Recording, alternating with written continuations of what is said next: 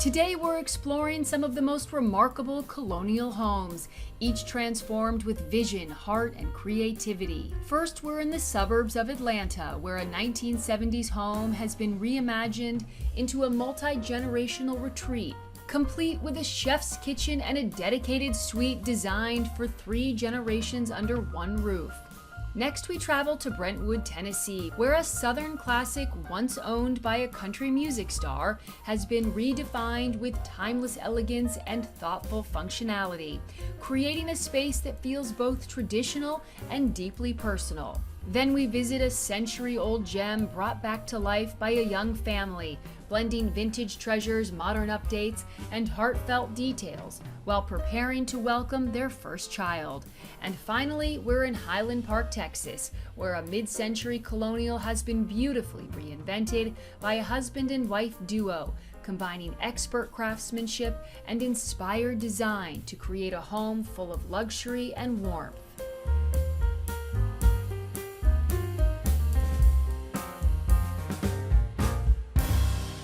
You're watching Homeworthy, where we believe every home has a story. Hi, Homeworthy. I'm Lexi. And I'm Jordan. And welcome to our multi-generational home in the Atlanta suburbs. Come on in.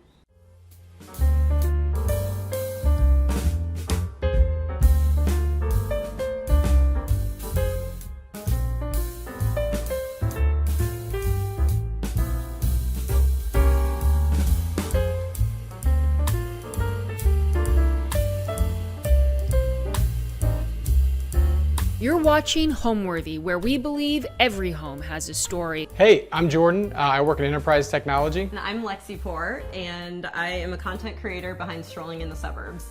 And welcome to our home in the suburbs of Atlanta, Georgia. So when we were looking to buy, the biggest priority for us was schools. And we fell in love with this home because it had such good bones. The original homeowners had taken fantastic care of the house. It just needed to be brought into the 21st century.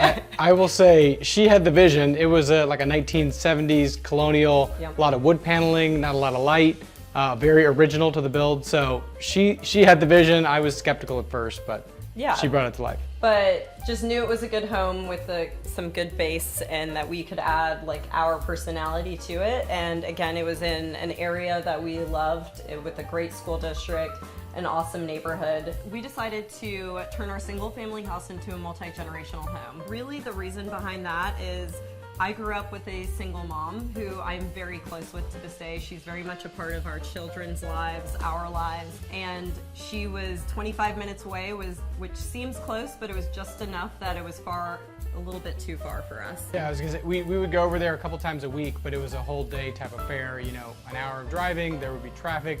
We might be going over to get a cup of milk or some flour or sugar. And I think there's so many benefits to living in a multi-generational setting, both for our kids. They get to have their grandparent and another parental figure dynamic in the household. For my mom, it's so much better for her, rather than living alone, to have that community that surrounds her. For us, we have added support in raising our children. And then also just like the cost of living in nowadays had risen so much that instead of having 2 households that we had to care for separately, it made more sense to combine all of that and put it into one pot. Yep, that's huge. Utilities, all the basic necessities, groceries, much less food waste when we've got everyone living under one roof. Yeah, and we can go out and have fun more often. That's right, built-in babysitter. Built-in babysitter.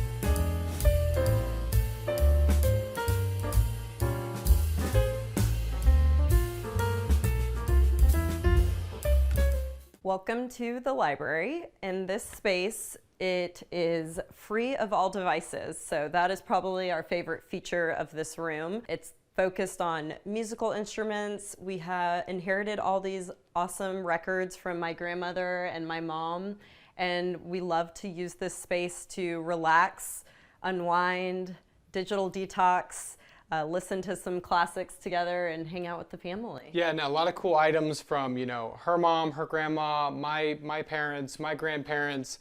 We got the record collection from her mom, an old typewriter from my grandparents, chair from her grandma. So we just kind of collect these things, and they all end up here in this kind of old school retro room. Yeah, so we really leaned into like the retro kind of like collectible vibes in this space. So it's all of the items that we got from family that had something meaningful to us. And then we kind of incorporated things that we love. So Jordan loves to teach the girls how to play chess. I love a fireplace. So having this feature in the room was important, and accentuating it as well was really important to me, and just making it feel cozy and inviting and warm in here. And a place for the kids to practice music. Obviously, we don't want a distraction, so TVs and iPads stay out of this room. Yep. They can focus on the task at hand. Books and newspapers only. All right, let's go into the kitchen.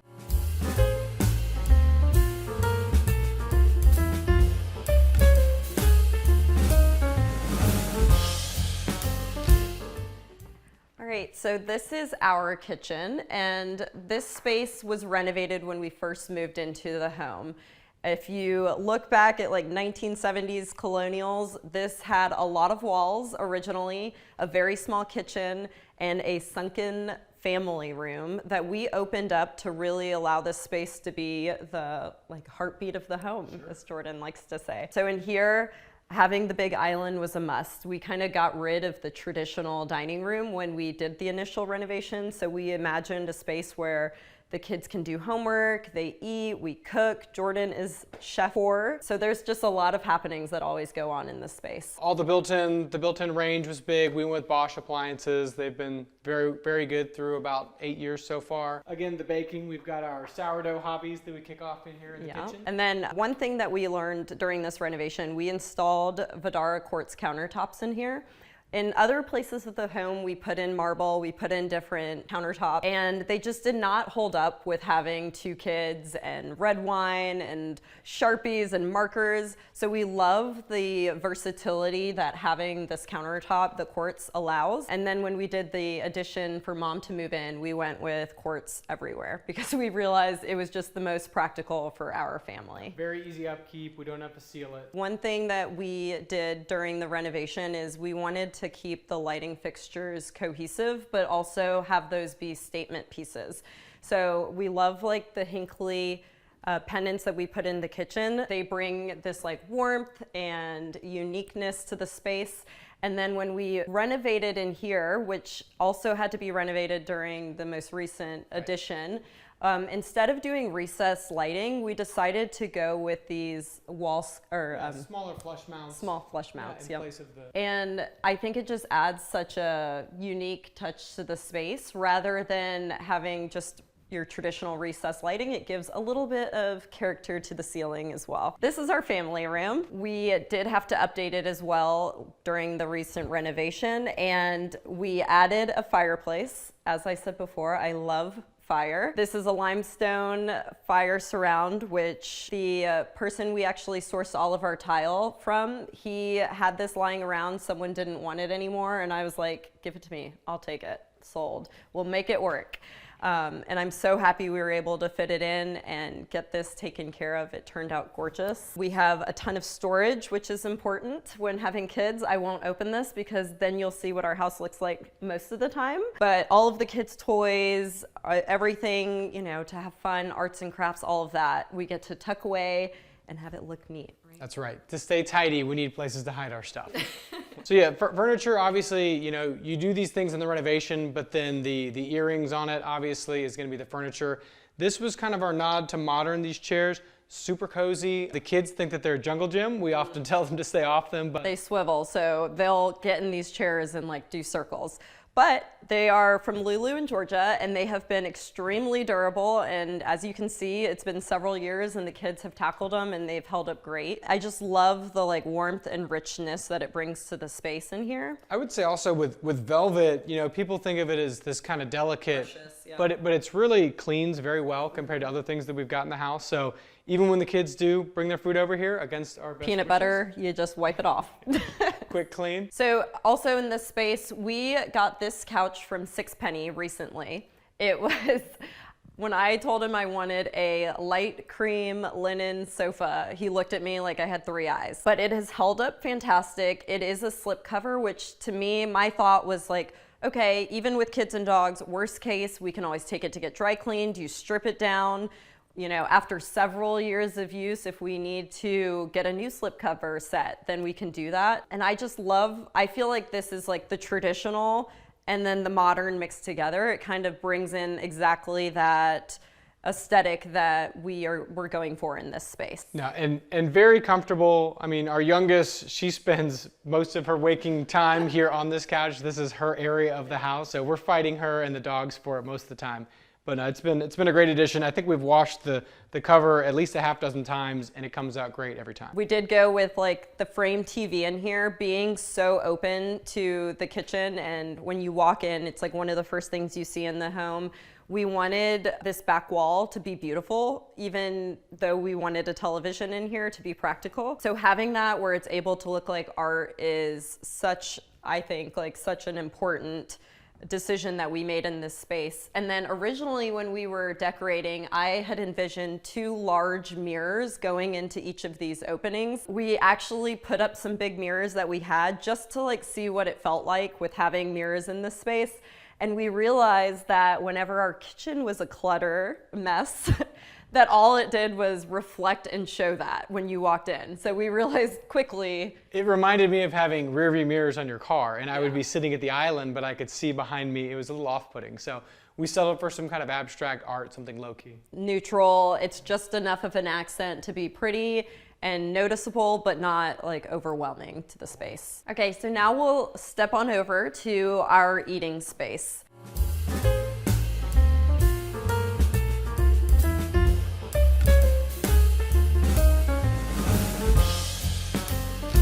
This room has kind of evolved over time. It actually started with a really large rectangular farmhouse table that we recently decided just wasn't fitting the flow of the space. So we switched over to this James & James round table that is just It's been phenomenal. Gorgeous. I love this thing. And just super sturdy. The kids will literally jump up and down, and it's got very little wobble.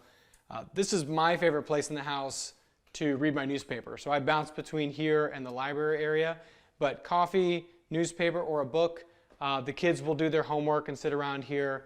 Legos often find their way onto the table on the weekends, art projects. Well, and when we were first renovating, one of the things that I'm so happy I stuck with, we originally were thinking about just putting a piece of furniture on this wall. And I felt like the space is such a transitional point. It's where you get access to our deck, into the main living room, into the butler's pantry, which we'll show you in a moment, that I didn't want a big piece of furniture kind of taking up that walking space. So we had these custom, they're 6-inch cabinets built, and they're perfect for just some mason jars with grains or our coffee cups. They're practical, but it's not intrusive to making the room still flow well. Yeah, and we wanted a big statement piece. We went with a chandelier from Hinckley Lighting. Love this thing, love it or hate it. I love it. I think it's one of the coolest things in the house. So it really pops. Again, with the velvet, it holds up so well. We have messes and they clean up very easily, so happy with that choice. These were from West Elm. All right, I'm gonna show you our favorite room in the house. My favorite room, apparently. It's probably my favorite. We have an 8- and 6-year-old daughter, and with that comes a lot of families with kids and, a lot of them. So typically we'll have our friends over and the kids are all bouncing on the trampoline in the backyard and we're relaxing in the living room, usually having a drink or a cocktail and watching some sort of sporting event, whether it's F1 or Tour de France or football. I mean, separate spaces are huge. So having somewhere that the kids enjoy, having places that the adults enjoy, where we can still keep an eye on them. So that's been a big area. Yeah, and then, there's my mom's favorite holiday to host is 4th of July. So usually she'll have all her girlfriends over, they'll do a big cookout and we're hanging out with the kids, entertaining them as well because they're like family to us also, so.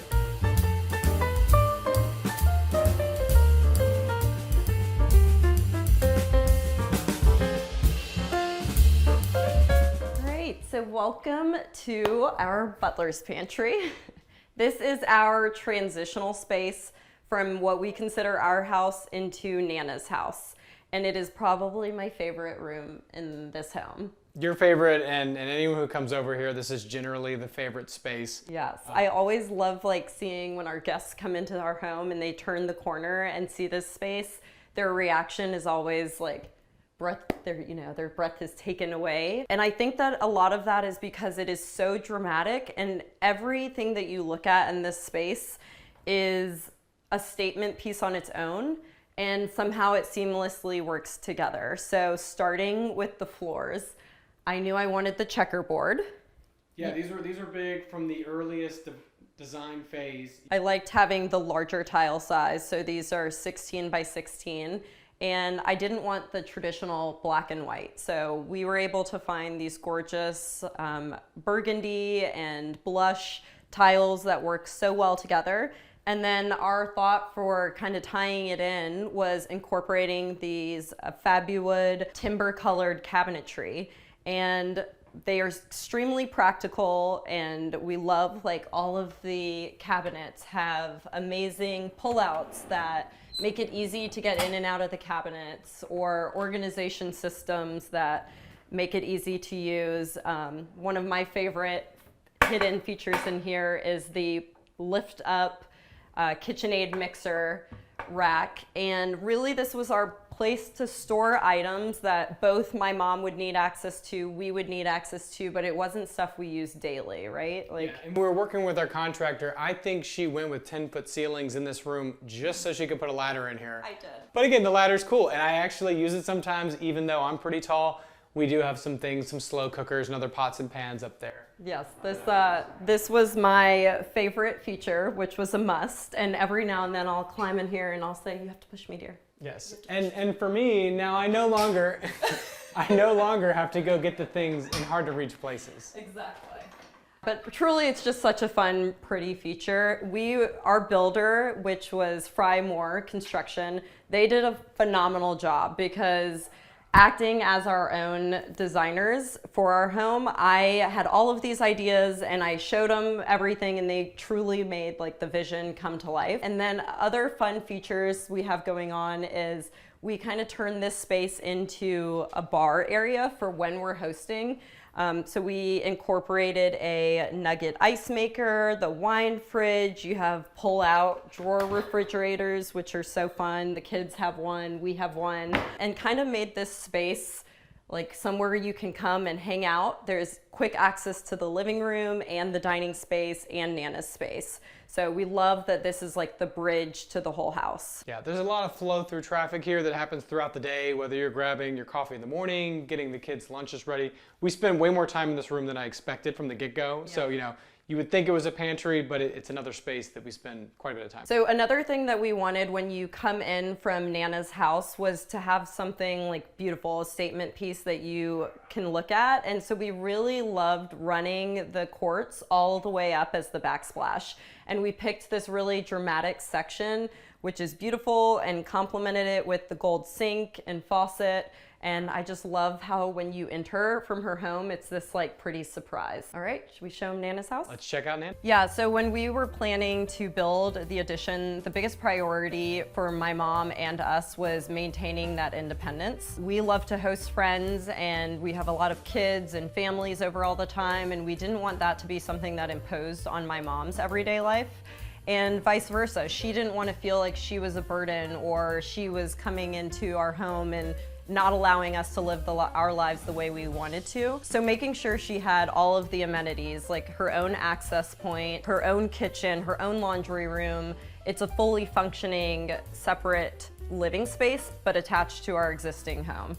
And I would say on the technical front, first thing we had to figure out what we could actually do with permitting. Yeah. So we went out and we got surveys of the land, we got architectural drawings, and once we realized kind of what the parameters were and where we could build and where we couldn't, that really helped us kind of come up with the end state. Yeah, that gave us the starting point, and then we were able to basically create as much as we could within the space that we were able to create within. And for us, that ended up being a 1,000 square foot addition, which I think is perfect for her.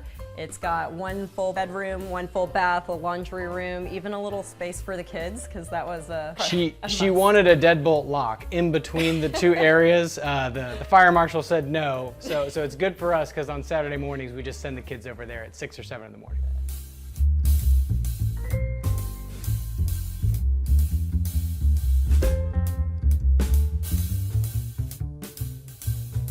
So welcome to Nana's house. This is all new square footage that was added last year. So we added this 1,000 square foot addition for her to live independently and comfortably, but also right next to us. So we gave her a nice large stove for her to cook meals for the whole family. So we love this. She is also a big cook. Jordan likes to cook, but so does she. So it's nice. We can like take days, they can switch off. And then again, with the quartz, just so durable in the kitchen. We've had tile backsplashes in the past, and sometimes the grout can get a little grimy. So this is super nice for just a quick wipe down after you cook. Yeah, I love the cabinet color. So we did really want this space to be light and airy. Something that you'll notice is we incorporated skylights in here so that since she's situated in the back of the house, which typically the sun moves through the front of our home, we wanted to make sure that she didn't feel like she was living in a dungeon. And I think the high ceilings and the skylights and the space are just what make it feel so much larger than it really is. So she's got everything she needs, cabinet-wise, kitchen-wise. We have a cute little pantry over here that has like her drawer microwave, a coffee maker, that sourdough starter that Jordan talked about. So this is kind of like her little pantry where she can keep some of the items that she uses every day. And I liked not having a door in this space. It feels like it's a part of the kitchen, but you know, if she's hosting, she can put some drinks, some hors d'oeuvres out in here, and it's still like this little functional storage space. And one thing that's so important with multi-generational living is having multi-use spaces that consist of a lot of organization. So cabinetry is really important because, you know, just because this is her kitchen, hidden in these cabinets might be other items like, yeah, you know. When she moved, you know, part of this project was she had her own home, and this was a bit of a downsize on the square footage. Yep. So we needed space to put all her, you know, you see right here, this is her arts and crafts station. Yep. That's a thing that the kids love. They spend a lot of time with her. Quick little sneak peek, but she is an epic crafter. So she has this dream closet, and it's neatly organizes all of her crazy crafting items, which the kids think is their jackpot. It's their candy store. All the glitter and sequins that you could count on. And then she has her own full laundry room with a sink. She, you know, like I said, she can live independently and not feel like she has to intrude on our space at all. The kids requested, because they used to love having sleepovers at Nana's so much, and we felt like it was important to still have a space where they could go and spend the night at Grandma's in case we wanted to have an adult party or, you know, just not have the kids for an evening. So we call this room the Snug, and it's this like little hangout for the girls at Grandma's house where they can sleep over, relax, watch TV, play games. I would say, full disclosure, I have snuck in here for a nap more than one time. So It's his nap spot. If I'm ever looking for him, usually he's hiding in there. I've also used it whenever I'm sick. I'm like, I'm just gonna go hide and sleep in the Snug myself. All right, so this is her family room. She really wanted a fire fixture as well. Clearly that runs in my family. We love fire. So we actually decided, since we didn't wanna run a gas line all the way out here, we did this cool electric built-in instead. It does actually have a heater, so it puts out heat. You can change the colors, and it just makes it feel like a little more built-in with the television. She runs it all the time. You know, I was a little against an electric fireplace when we were first thinking about it. I kind of like the old school charm of a fireplace. I love it, and she's got it on every day. It can change colors, so. And in true aging woman style, she's got her fan in the corner, the fireplace here, because you never know what the temperature fluctuations might be like. All right, let's come check out Nana's bedroom and bathroom area. I would say the big thing is having separate kitchens. You know, that's where you spend a ton of your time. So if she doesn't want to see us on the weekend, you know, she'll stay over in her area, watch the shows she wants to watch. She doesn't have to watch the cartoons that our kids are watching. But just having those in-house amenities, you know, your own kitchen, your own bathroom, limiting the stairs, Because it's a lot different than just, say, moving your parents into a basement or moving them to a spare room upstairs, because then you're all still sharing those original spaces. So giving her something that was her own. And then, you know, as Jordan always says, it takes like a special dynamic, and I think that we have a very like open relationship with my mom. He's comfortable with her just as much as I'm comfortable having a conversation. And so I think from that standpoint, it's important to have that openness where we all feel like we can communicate to one another and there's no like different power dynamic or anything in that sense. Everyone needs to be equal if you're gonna go about it.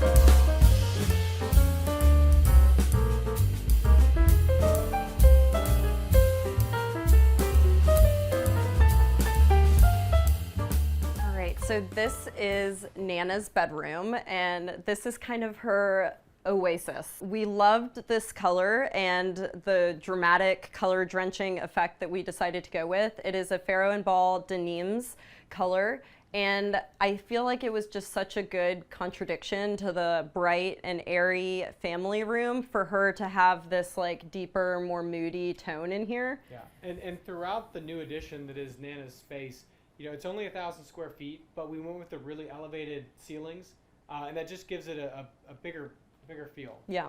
So you don't feel like, even though this is a smaller room, you don't feel like it's that small because you have all of this headroom. So just having this be kind of like her own little intimate sanctuary was important. I think the color is like really brought that feeling home, and then incorporating, like we said, natural light wherever possible. So we put this transom window above her bed to bring in more natural light, her big windows that look out to the backyard. And then I would say something that we worked on for cohesivity between our house and this one was carrying through like the same shaker style doors, the same molding on windows that we used throughout our house.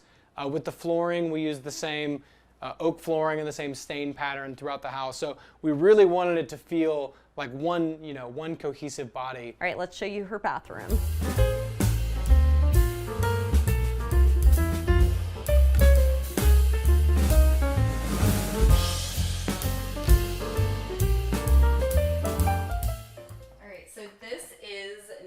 Bathroom, and what I feel like we went back and forth on tile when thinking about this space. Well, one of the big things, we wanted to carry elements from our area into her area. So, you know, these are 12 by 24 tiles on the floor, but this is the same as one of the tiles we used in the checkerboard of our butler's pantry. Yes. So you'll see kind of that common theme throughout, like any way that we were able to tie in one space to some other space in our home, we did that, whether it was wall color, whether it was the tile. We just wanted to make it feel like, even though it's these two homes, it's still one unit together. And some sacrifices you have to make because it is a smaller space. She wanted a big soaking tub, but we realized that she had just recently retired and it probably wasn't the most practical thing.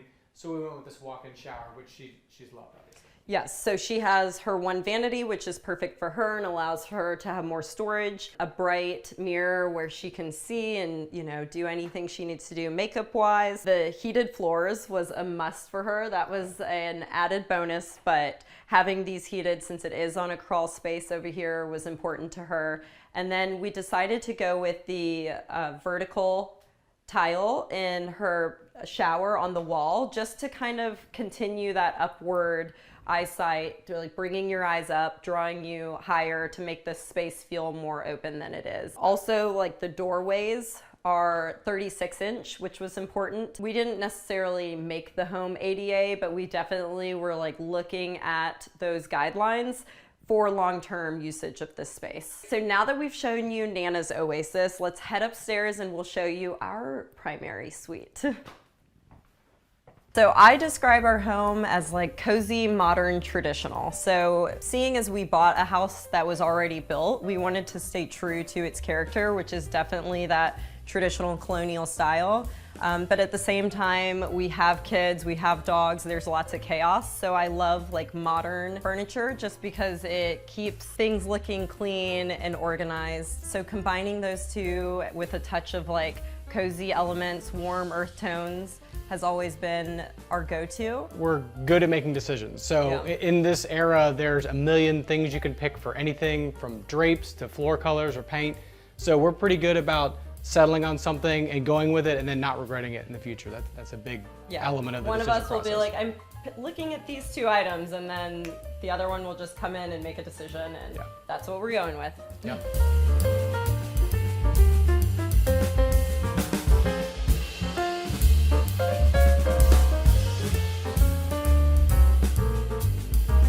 All right, so this is our new primary bedroom. As we've told you guys, original Colonials built in the 1970s came with very small primary suites. And one thing that was important for us during this project was making sure that the whole home retained its value with adding on this new square footage. So with that, we felt like the primary suite needed a little bit of a facelift and an expansion. So we actually added all of this square footage new, and we built this on top of what was our existing butler's pantry and family room area. So we were able to create a very large open primary bedroom. Yeah, this one was kind of French inspired, also with the bathroom we'll show you in a moment. But things like the wainscoting, details like that to give it that traditional feel and also a little bit of that French feel. Yep. And then I loved, like, we ended up going with this color, which it is Pharaoh and Ball light blue. I call it like a chameleon color because sometimes of the day it looks like this soft minty green, other times it looks light blue. There's moments where you get gray, but it's also like a beautiful color when you complement it with the copper and the rust tones. It does so well with that warmth, but I loved like color drenching this room with that color because I felt like it just worked with everything we were going to incorporate into the space. Very dynamic, lots of personality. Other thing, because this is where we're spending a lot of our time, the creature comforts like blackout curtains, white noise machines, comfortable bedding. We are Boll and Branch lovers, so we have like recently decided that like we're gonna invest in our bedding because this is where we spend most of our time. Now the problem is it's so comfortable that all the dogs and all the children end up in our bed most nights, so it is what it is. So next I'm going to show you what's like my crown jewel of this space, and that is our primary bathroom. The inspiration behind this was from all of our years of luxury family travel that we do with strolling in the suburbs, creating a luxurious bathroom situation. And I think we the patterns, the fixtures. Yep. So we took some inspiration and we think we've done it as well as some of our favorite brands. Yep.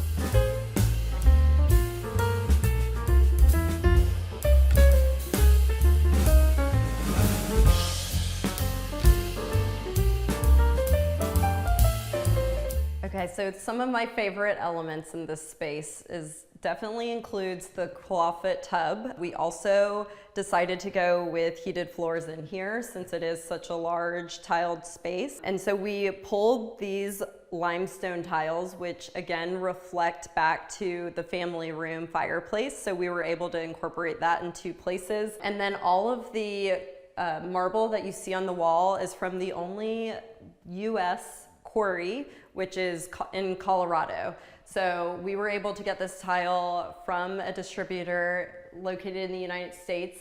And I feel like this wall with the windows and the tub was like my dream Disney princess moment. Definitely another dramatic element. But the floors, like she said, they're so soft underfoot.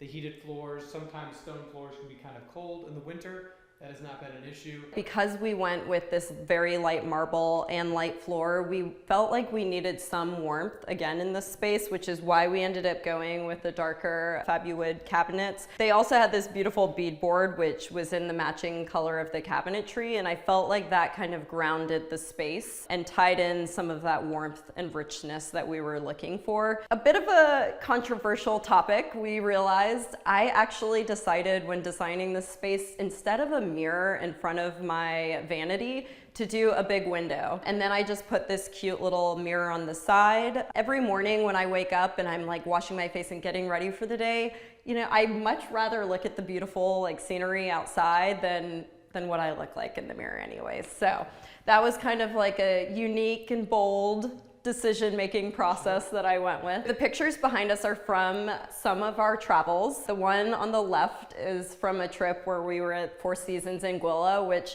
honestly was a lot of the inspiration for this room. And then this one on the right was at the beach in St. Simons. And since travel is such a big part of our lives, we love to incorporate, you know, our family photos that we've taken on our trips to be able to like reflect back and look at some of those great memories that we've had together. Yeah, again, big walk-in shower. Some of these houses that were built in the 70s, they had kind of the built-in tub, a little slippery, a little tight. We knew that we liked a big area. I think the original primary bathroom in this house had carpet, right? Had carpet. It was a built-in tub with carpet. So long ago. Yeah. No, but this is great, especially when we're just trying to quickly rinse the kids. You know, she can go in there with them, kind of shower them down without having to get herself wet. And again, the zero entry is nice. We knew that we wanted to carry the herringbone all the way from the main bathroom into the shower, which has worked very well. Yeah, so all Kohler fixtures in here. This is the birthday bathtub from Kohler. So it was like an anniversary piece that they had. And one thing you might have noticed is that there isn't a closet in this space. So something we did, knowing we were going to be in this home for a long time, was instead of creating a closet inside the bathroom or primary room, we have two spaces that were previously our primary suite. So we'll show you those, and you might notice a unique feature once we get in there.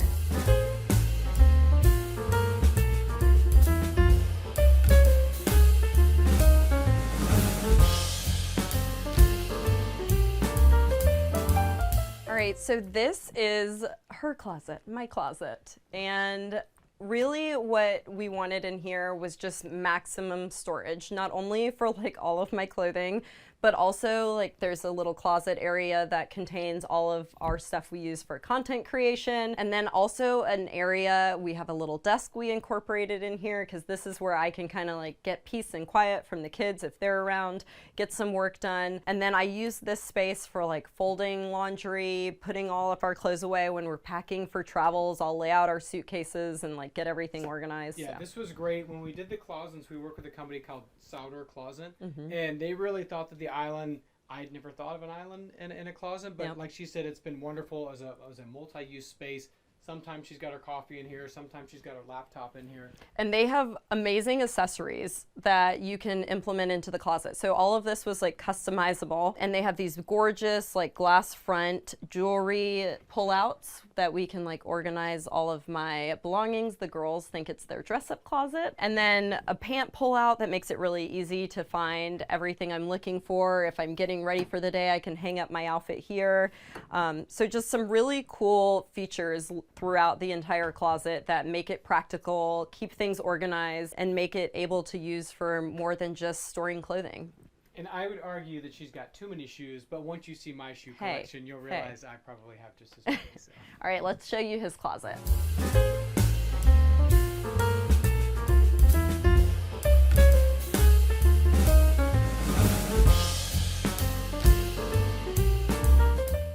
All right, so this is my closet. This is another multi-use space, so I actually do most of my work when I'm working from home in this room. Again, we work with Souter Closets. They had some really innovative things that I'd never had in a closet before. As she mentioned, we've got various pull-outs. Same with the pants, we can pull those out. So a lot of little things, all my little keepsakes and tchotchkes, my watches. Yeah, I know. Too many hats. I put a big emphasis on shoes and boots, as you can see, more so than clothes. So.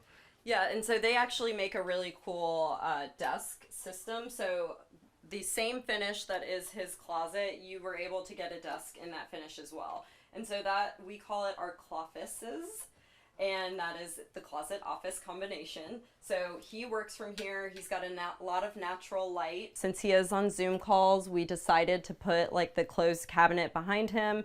So when the doors are closed and the cabinets are shut, you can't even tell that he's in a closet. And then also in here, we wanted to incorporate kind of like a countertop where he can like have all of his items. He's got these gorgeous pullouts as well for like sweaters and everyday things. And then this, there is a giant mirror. Yes, which of course I do love a giant mirror, but this was in our original primary, And it was just so nice and intact. We didn't want to waste it. So Yeah. we found a place to put it in the new building. Yeah, so this was from the first renovation in the primary bathroom with these exact sconces. And when we renovated this space the last time, they took it down and it stayed in one piece. And we were like, we're going to use this mirror. That's great. So we actually decided to kind of do this like countertop with a mirror above. It's like a dressing area. I would say with the paint, it was we went with the color drenching. I think this was Benjamin Moore, antique pewter was the color. It is, yeah. Something a little more masculine since it was going to be my office. And like she mentioned, I'm on video calls a good bit of the day. So home for me is just a place that we can always be together. It's safe, it's comfortable. I love to snuggle, whether it's with my girls, my dogs, my husband, my mom. So just feeling that safety and comfort and love is what home means to me. I mean, it's the place I want to be. You know, we love to travel and go to wonderful places, but at the end of the day, this is where I want to be. These are the people I want to be with. Love my home. It's my favorite place on the planet. We've loved having you over, Homeworthy. We've got to go grab the kids, so thanks so much for stopping by. Bye.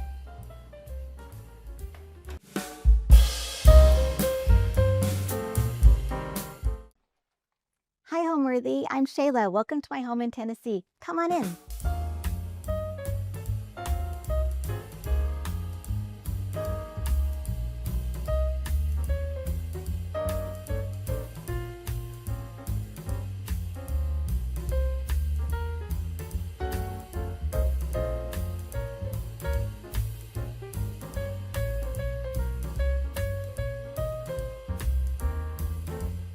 This summer, spend the hottest months of the year in style with Homeworthy as we visit the most extraordinary homes around the world. From the sun-soaked shores of the Hamptons to the classic beachfronts of Nantucket to the vibrant courtyards of Morocco, be sure to subscribe to Homeworthy's summer series to make every day feel like a vacation. You're watching Homeworthy, where we believe every home has a story. Hi, I'm Shayla Andrews. I'm an interior designer and I live in Brentwood, Tennessee. Welcome to my home. We moved here 4 years ago from Dallas, Texas. We were searching in Nashville. We had looked at lots of different homes. Our realtor was bringing us to this home, and when you drive up to our home, there is this windy road that you go through, and it's like a little forest. And we were thinking, where in the world is she taking us? This is really crazy. We're in Brentwood. You wouldn't think you're going through a forest, and so it just feels like very serene and beautiful. And then we pulled up to the house, and my daughter and I were like, oh, this is the house. Like, we love it. And my husband actually was like, I don't think this is the house, because there was quite a bit of things that he knew I was going to want to do to the home. So I took a little bit of convincing, but then we were able to purchase the home. And right before that, we found out that the homeowners here were actually Hillary Scott from the music group Lady A. They were wonderful. They gave us a cute gift to welcome us to their home. And so it's just kind of a fun backstory about our house. So this home is a colonial type home. It's actually built in 2007. We knew that we were going to need to do some work to this house. When you walk into the house, it had the red oak floors that looked very 1990s type of feel. And so that we knew we were going to need to redo floors. The kitchen was actually quite small for the size of a home. This house is about 8,000 square feet. And so we knew we were going to need to do some reconfigurations of that area. So these things were the part that my husband was like, oh no, we're going to have to put a lot of money into this house to get it to be what it needs to be. And, but the past 4 years, we've been remodeling it and doing it. And I think now it really feels like this house fits the whole exterior and the interior. Welcome to my living room. This room is one of those spaces that has so much light and beauty that it really doesn't matter what I put in this room. It just looks pretty. But I've kind of made this be a place where you want to just relax, read a book, listen to music, that kind of thing.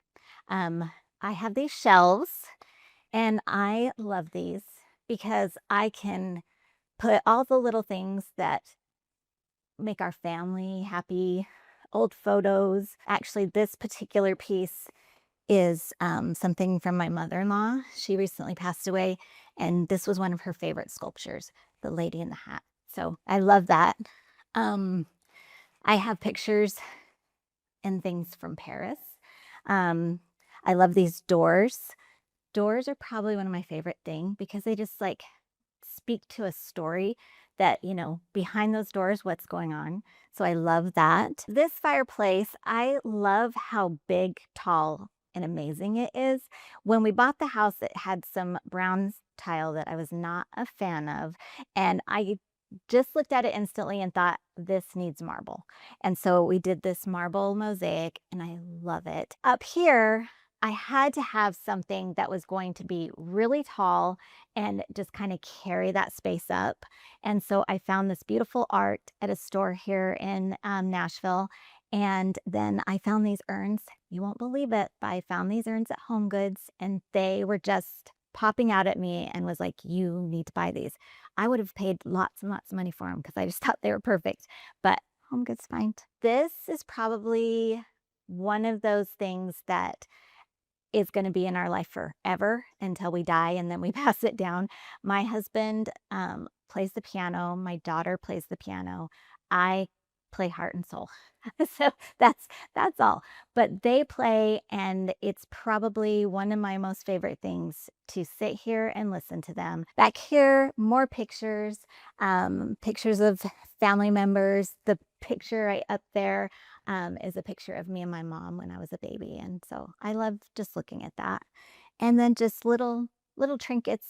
There's actually pictures of our home in Texas. My sister actually made a book for me of our home and the pictures of that home because of course home is special. So you want to take that with you when you go. So this room is quite large. And so I needed to find a sofa that was going to like really anchor the room and feel like it was meant to be in this space. And a lot of things are actually too small for a space like this. I came across this. Actually, I found it at Restoration Hardware Outlet. I probably wouldn't have got it if I had to order it, but I just found it. The colors and everything were just perfect, so I had to get it. A marble coffee table is just the most perfect thing to me. I love just how traditional and timeless that it feels. And then I love to decorate a coffee table. I love to put different heights, different books, everything like that. And these are all pieces that have a little bit of a story to me. The average person might not think so, but you know, like this has come across one of our travels. I have books that I love to look at. So kind of fun. So on this side, this wall was huge. And so I knew I was going to have to do something that would really anchor this side because you have the fireplace on one side. You needed something really great on this side. And so this beautiful anthropology mirror, I love how timeless this looks. It has like those details that feel really traditional and a little bit European as well. And then I found these beautiful pictures and they are of old architectural buildings. And I just love, again, how each one of those buildings tells another story. One really great thing about this room is this molding and the arches that are in this space. When we actually were looking at this house with our realtor, she mentioned maybe we would want to get rid of the molding and the arches. And I couldn't even imagine. So I thought, nope, we have to keep these. And so we painted this house. So this is a beautiful Swiss coffee. I think that is just like a perfect creamy, warm color. And then making sure to do all of the trim in a bright white. So it just really pops off. And I just think it's so beautiful to look at these architecturally and think, oh my gosh, like those arches lead you into this space. And then the windows behind here lead you out into the backyard. And I just think it's perfect. I feel like I'm a bit of traditional with a little touch of modern. I love to decorate with timeless pieces, and I never want a home to feel like it was remodeled. I really want it to feel like this was always this way. When people come, they would have no idea of all the things that we've touched in this house. The best compliment somebody can give me, honestly, is probably that they feel comfortable and they feel the love that I pour into this house. You know, every room in this house is me. It's got my touch on everything. And I just want, you know, my kids, my family to feel like, sorry, I don't know why I'm getting emotional about it, but I just want people to feel loved when they come to my home, especially my kids. I think, sorry, my youngest is gonna leave home soon, so it's a little raw and real, but I want them to always feel welcome to come home. And now we're walking into the kitchen, and of course this is the heart of the home and probably one of my favorite spots. And this kitchen looked completely different when we purchased the home. And they had done some updates on it, but for what we wanted and for the amount of space and entertaining needs we have, I really had to reimagine this space. So the biggest thing about it is that where the kitchen is and the dining room and the family room, we kind of moved things around. The kitchen was in this spot, but we pushed out a wall. And the dining room used to be what they called a gathering room, very small family room. And then where the family room is, there was the dining room, and then there was a porch. And so we pushed that wall open and took over where the porch was, and now that's our family room. And so now this space really feels like what it's meant to be for this house. It really makes it easy to entertain. We have the double islands, which is one of my favorite things. I love to be able to have a spread on the front island, and then, you know, you have this back island to do all of your little kitchen cooking types of things. And so this really evolved into a space that really feels like us and really makes it easy to entertain when we want to, but also in our just everyday lives. This wall over here is the huge focal point of this space. So I wanted to get a really large hood, and then the way I wanted to frame this all out was to do the open shelving. And open shelving can be tricky, and sometimes in a kitchen, people aren't sure what to do with it. Because I have a good amount of cabinets, that wasn't a problem. So for me, I just have things that have meaning to me. So like art that we found when we were in Europe last year at a flea market, some breadboards that I've acquired from antique stores and things. And then on this side, just more, well, there's cookbooks and more from our travels. So I have another art piece that we found in Europe, and then another piece that my mom's from Honduras, and we went there last year, and I knew I wanted to have something in this space that spoke to that place. And so this top piece over here is from Honduras, and I love all of that. And then, you know, you've got to make sure you have enough area for actually cooking and doing the things that a kitchen are meant to do. And then you'll also notice in the kitchen that I have kind of a mix of material. So we have the white cabinetry that I've got back here and then on the perimeter over here. And then both the islands are stained. Everything is quartzite. I absolutely love quartzite. I did a leather quartzite on here. And what I have found with doing the leathered, one, I love the texture, but two, it seems to protect the stone a little bit better, so it's not so porous, and I think that's really an important thing. And having the stained islands, I just love bringing that warmth in. So we've got the warmth of the stain, we've got the gold that's on the hood, the gold in the lighting, the gold in the sink fixtures. All of that brings warmth, and I love to incorporate that type of feel in everything that I do. On this side, we have all of this cabinetry. We have the refrigerator, and everything is a little bit hidden, which I love. And then we did this hidden pantry, and this is something I love to show people because it's not something you see in every house. And I think it's just awesome and a great way to add more storage. And then something that I really love is that we have this whole little drink station. So we have these refrigerators, we've got ice, and you can just have a party, make drinks over here, and it makes it super easy. This is something I found at High Point, and you can get really cute, unique things, not just all like big, huge market stuff, but these are old antique breadboards, and a lot of people do that, but when they framed them, I was like over the moon for these pieces, and I knew I had to get them. Just think they really tell a story, and they're beautiful. What I love most about this house is actually all of the outdoor. When you look through our windows, all you see is green, beautiful trees. Our family room in particular, when you sit in that room, the way that room is set up, it actually feels like you're in a tree house. And I love that because who doesn't want to be in a tree house? It makes you feel happy, it makes you feel relaxed, and you can just look out and see, you know, all the trees flowing. And we often get deer here. And so sometimes you'll be looking out and a whole family of deer will walk by. That's probably one of my favorite things. As you can see, you go from the kitchen right into the family room. And again, this is the room that I was telling you about earlier and how it's a tree house. And that is my favorite part of this space.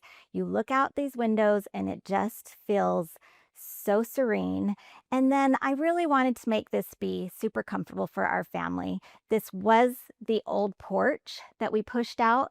And so I wanted to make sure that we kind of have this little cozy area that you can watch TV, you can chat, go play games, whatever it is that you want to do.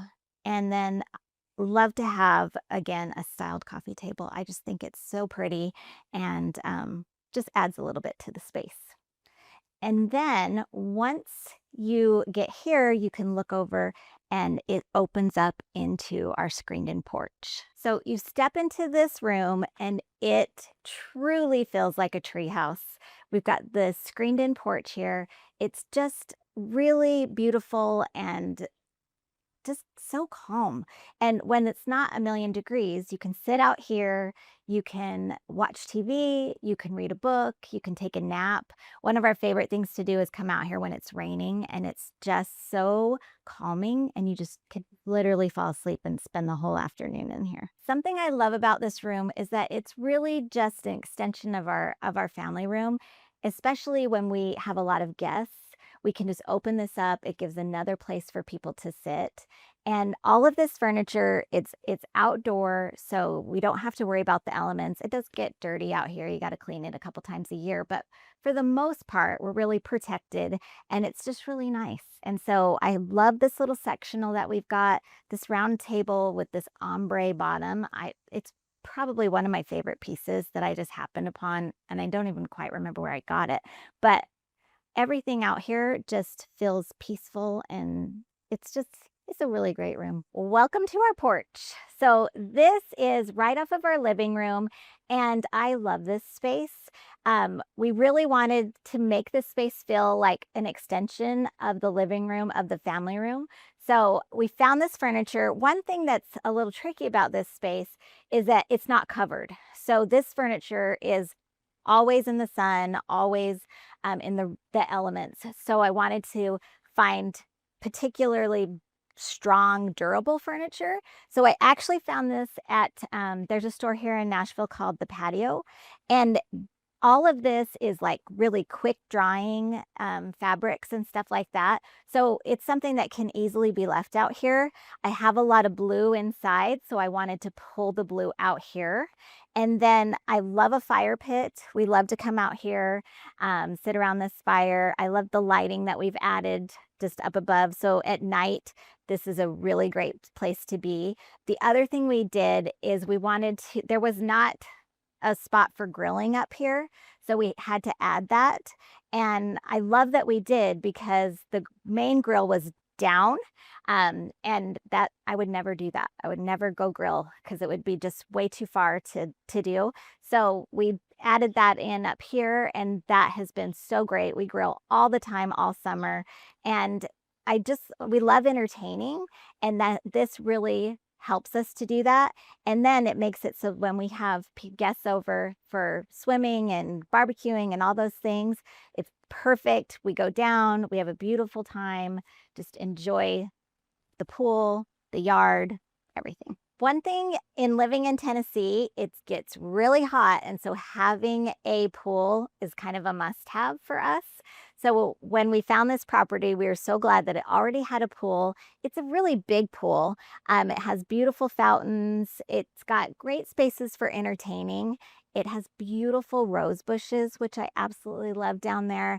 And then around all of our yard, we have hydrangeas. Those are one of my favorite flowers. So we have them all around the pool, all around to the garage, and up front, all around the entry. And nothing says more southern to me than hydrangeas. So a white colonial home with hydrangeas, they had me sold. I absolutely love that. So being out here, smelling all the flowers, sitting and listening to the fountains, it's just a perfect Saturday. When people come to my home, I want them to walk in and feel instantly welcomed.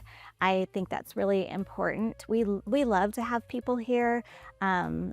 Over the years with our kids, they have always had their friends at our home, and that is super important to me. I just want people to come in and feel like you can sit down, put your feet up, and feel really welcomed.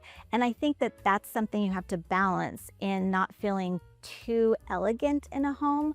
So it can look really beautiful, but also you want it to feel comfortable so that people don't feel like they're in a magazine and they don't want to mess things up. Now we step into the dining room, and this room is right off the kitchen. And like I was mentioning before, this room used to be the gathering room, which is like another family room. And so I knew this room would switch into our dining room. And we used to have a fireplace on this wall that we closed up because we added the fireplace to the family room. And so now we have this beautiful dining room. And one of the things that I'm so excited about is the wallpaper that we added in here. This particular wallpaper is actually from a new line that I'm carrying for Spaces in Bloom. And of course, anything with flowers and bloom is something that I absolutely love. And blue is one of my favorite colors, but I also feel like it's a really great neutral. So adding this to this space, I think I'm not going to tire of it. I think it's going to be something that just really works well with our home. But what I also love about it is that when we added the wallpaper, it really made everything else pop. So it made the arched windows really pop, and you see the green outside even more. And so all of that together just makes this be a beautiful, comfortable space. I love that it's big enough that we can have a humongous table in here. I can actually add one more leaf and we can still fit in here. And then another thing I did was bring in these bookcases. I wanted something to be kind of heavy on this wall, but I didn't really want to do another built-in. And so these are actually from Ballard.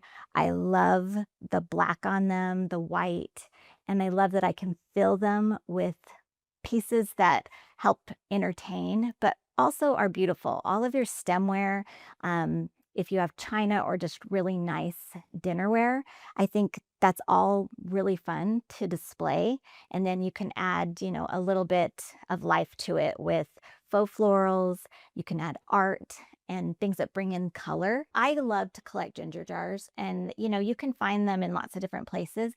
These were actually a find that came from an antique store and of a girl I found on Instagram, and she goes and finds lots of different things. And so I'm not exactly sure where she sourced it, but I just thought they were so great. I love this flower etching and then the color on it. And then this one had lattice. And I just thought the two of them together just looked so beautiful. And I'm not sure where they came from, what their story is, but I really, really love that. And then, oh, the other thing, one of my clients just gave me these 2 days ago. We just did an install for her, and they're beautiful Tiffany wine glasses. And I just thought, how sweet. She gave me two. And they, when your clients give you something because they appreciate everything that you're doing to their home, I just really think that that's important. And every time I use them, I'm going to feel so happy and think of her. Even though you have wallpaper, I think it's totally fine to add artwork to that. So I just think it adds another dimension, but I'm also think what's so great is that they pop off even more. When I didn't have the wallpaper here, I had these and they were beautiful, but now they really stand out.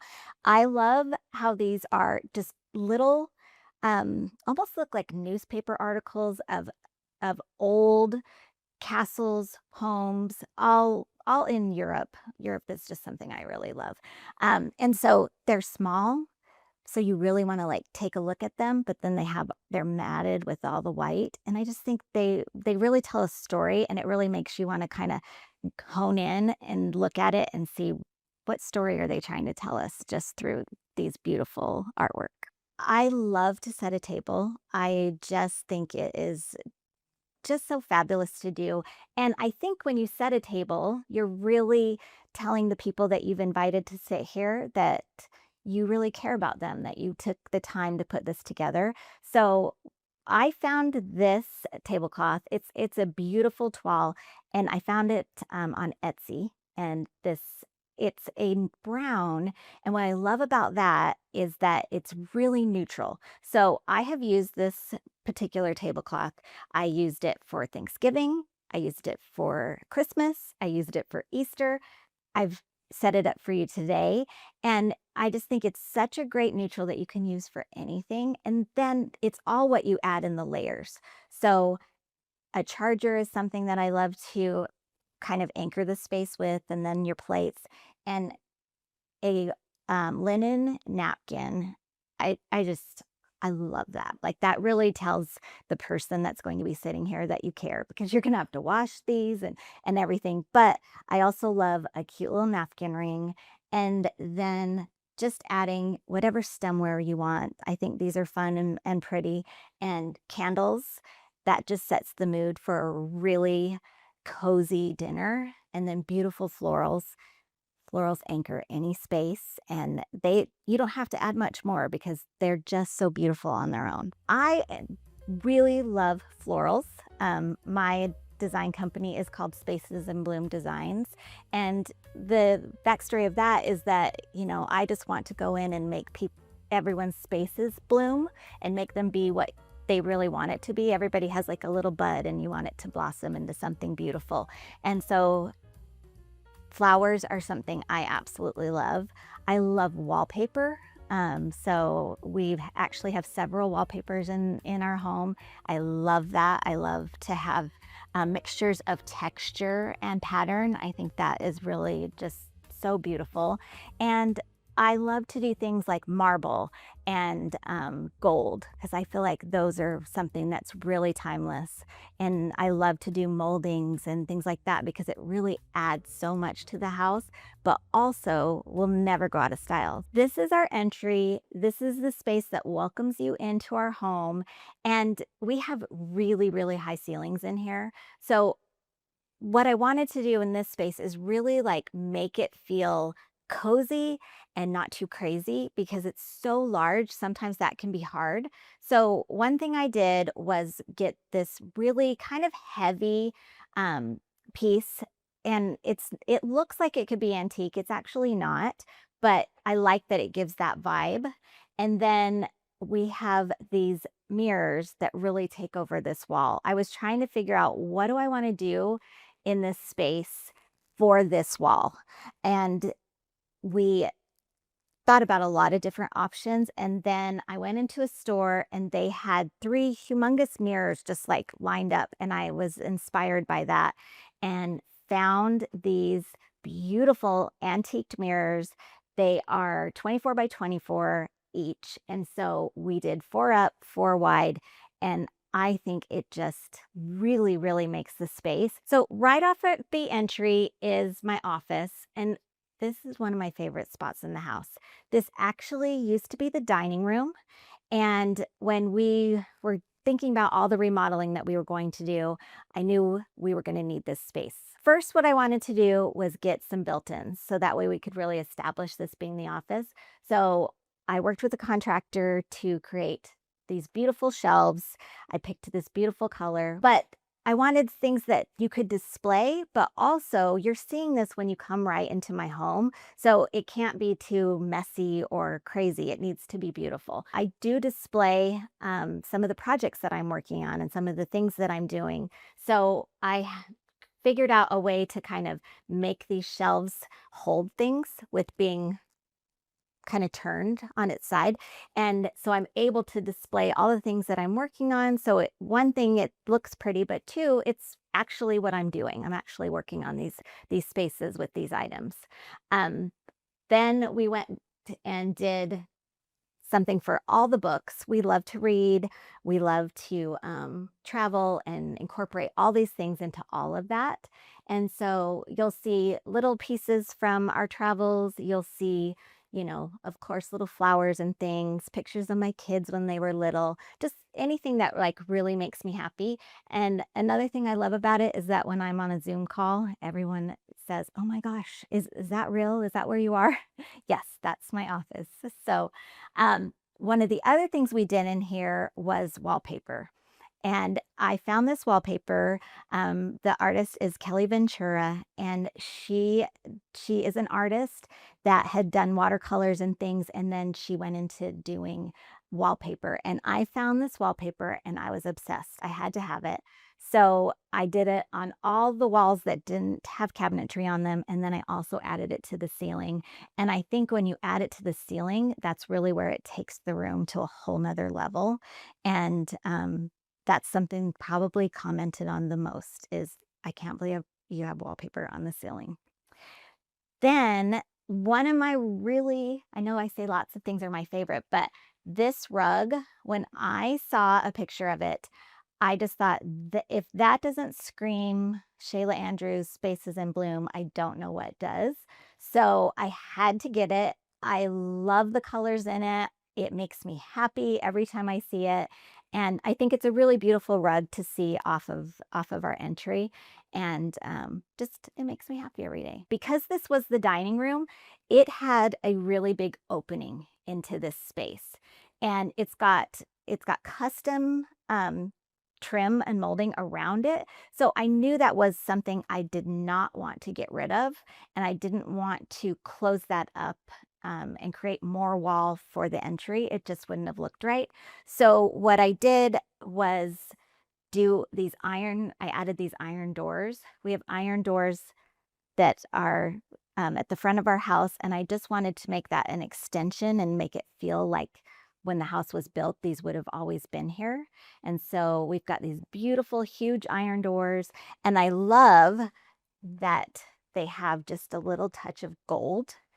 It's the only spot in the house where we have a little gold hardware, and it just makes me happy when I see it. This is a really fun part of this space that I love. So because this room was the dining room, it actually connected to the kitchen, and I didn't want to close that up and have a way, not a quick way to get to the kitchen. So we created this secret door, and it's just one of my favorite things. I use it every day, and I absolutely love that we did this. I have been an interior designer for 15, 16 years.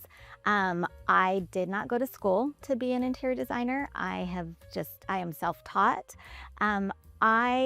Initially, I was a stay-at-home mom. I have 3 kids, and I stayed home with them, and I would do things for our house, and people would come over and they would love what I had done, and hey, can you help me? Can you help me pick out paint? Those types of things. And then over the years it evolved, and then I decided I needed to go get a certification. So I went and did that, and then I would start taking on jobs. I didn't do that full time because I still had 3 kids at home, and for me, mom is my biggest job. That's what I'm most proud of, is being mom. So that was something that I could do on, when they were at school and things like that. And then as my oldest got into high school, I started thinking, okay, these kids are all gonna leave and I can't be stuck sitting here crying because they all left. So I thought, okay, you need to do something that, you know, by the time that they all leave, you will have established this business and it will be what you focus on. And so that's what I did. So about 9 years ago, I started Spaces in Bloom Designs, and we have just really grown. We have projects all over the country. We mostly focus in Dallas, where I used to live, and then in Nashville, of course. And so it's just been something that I love doing, and I love and feel like it's really an honor and a privilege to get to help people with their homes, because for me, home is your safe place. It's your place you want to feel the most comfortable. You want to welcome your friends in. And so I want all of my clients to feel just like I do about my own home, that you're happy and excited to have people there.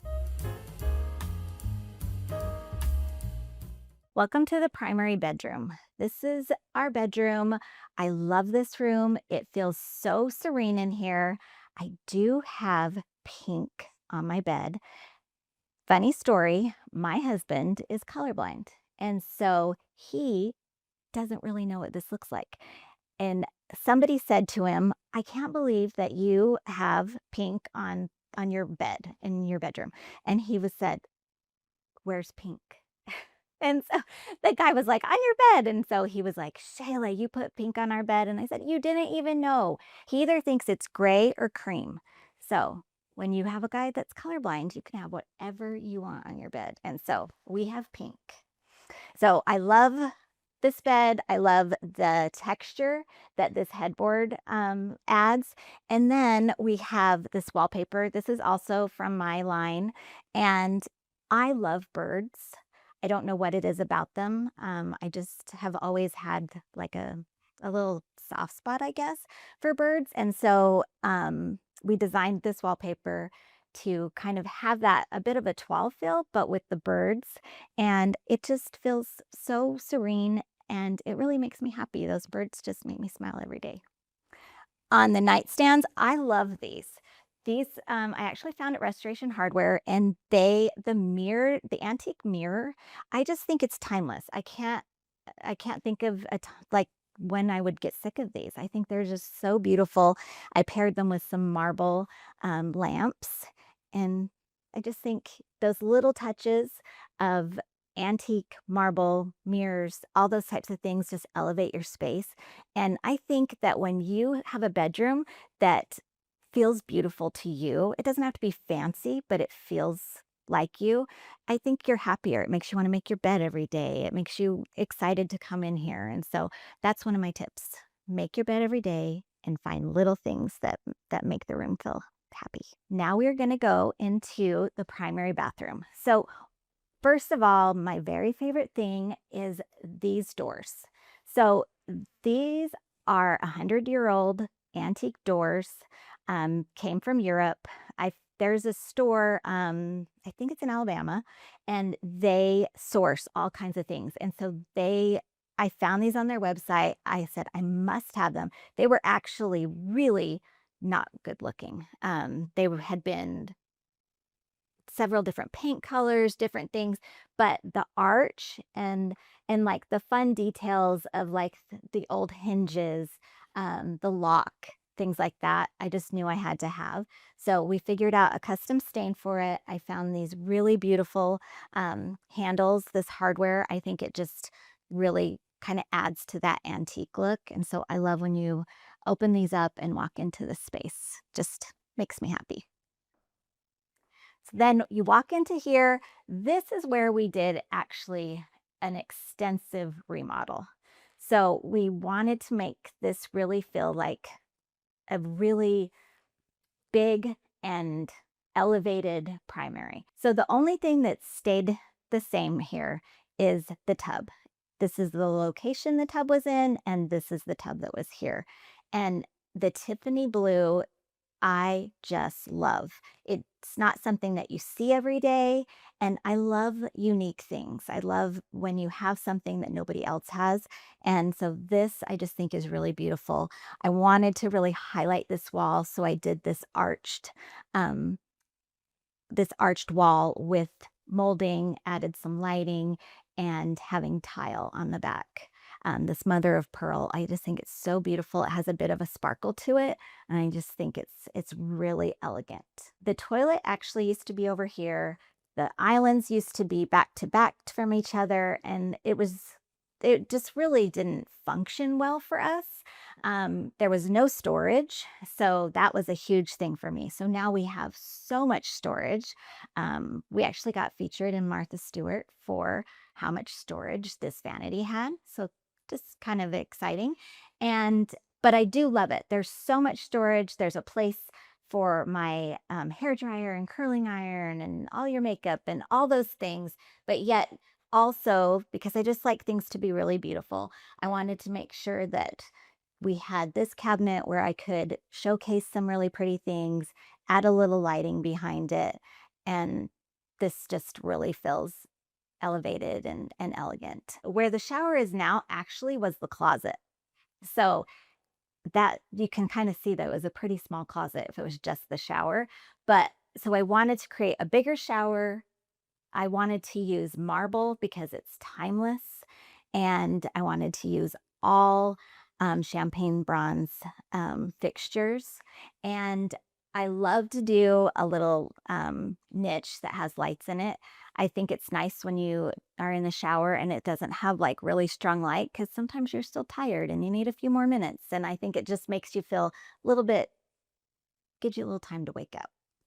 And then I wanted to do these arched doors so that they would mimic the doors that are coming into this space.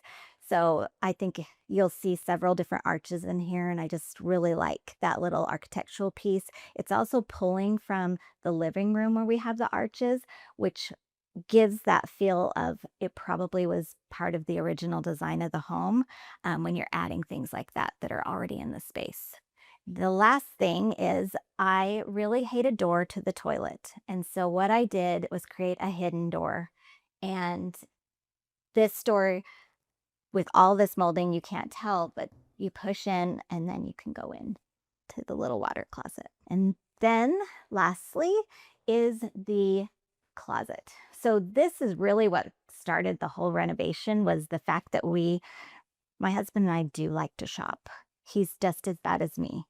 Don't let him tell you anything different. But we needed a space that was going to really hold all of our stuff. So this space used to be an office. And so we moved the office into the dining room. And so now we have this huge closet, and it's perfect for what we need. One thing we really needed in this space was the custom cabinetry. We really needed to make sure that we were utilizing the space that we have and leaving room for all the things that we needed in here. So I worked with my cabinet guy to create this. We really worked hard on figuring out what would be the best. One thing I love about it is this island. I love folding my clothes on here. I love that I can set things in here. I will be honest, I don't always put my clothes away. It doesn't always look like this. Sometimes this becomes a place we set things. But for the most part, I really just love using it to fold things. I love being able to see all of my shoes. I love to display my purses and things like that. And you'll notice my shoe collection is just as big as my husband's shoe collection. But I love the lighting that we did in here. I absolutely love the lighting that's in each of these little cabinets. It just highlights your clothes, and it just kind of makes it feel more fun to get ready. So that's what I love. So this part here, I actually designed intentionally because I really wanted to be able to display my purses, some shoes, some things. This tray here was actually my grandmother's. It is not anything fancy. But it was something that was always on her dresser.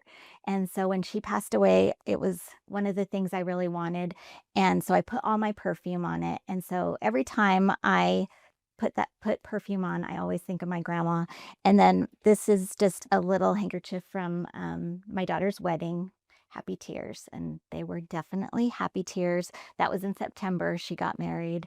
But I love just all of these things. When I open it up, put on my jewelry. They're just little things that really make me happy and are important to me. What gives a home a soul and makes it like really come alive and feel like it's the family that lives here, I think that is bringing in things that really have meaning to you. When we design for other people, we really ask them, hey, what do you have that feels like your family? Like what things maybe from trips and things like that really, like when you see it, it makes you happy. For me, we love to travel. And so I love to pick up things on our travels. I love to find antique pieces that are unique. And I feel like when you add those, you can have modern things, you can have things from Home Goods and Target and those types of things. But when you add something that has life to it, you know, something that's older and somebody else used and it has a story to it, I really think that when you weave that into just your everyday items, that's where it becomes a little bit better, a little bit of a story. And, you know, every person, every family, every house has a story. And, you know, I think it's interesting when you move from a home, you know, when you're living in it, it's your home and you love it and it's so fabulous. And then when you go to sell it and you are empty and your moving truck is going to take you and you realize that that's a shell. And what's actually the home part is you, the people that live there, and the things that you bring in that have meaning to you. Home to me is everything. It is the place you go to feel safe. It's the place you go to feel loved. It's the place that you feel comfortable enough to fall asleep anywhere. Doesn't matter. It's the place where memories are made, where special moments are captured, and home is everything. Bye, Homeworthy. Thanks for coming and doing a tour of my home. I hope you come back soon.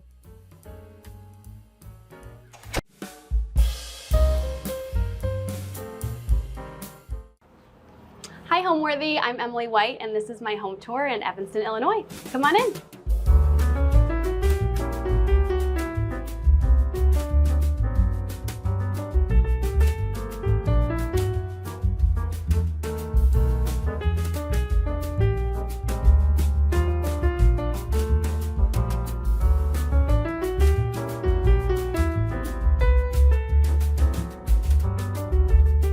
You're watching Homeworthy, where we believe every home has a story. I'm Emily White and I am an interior designer and content creator.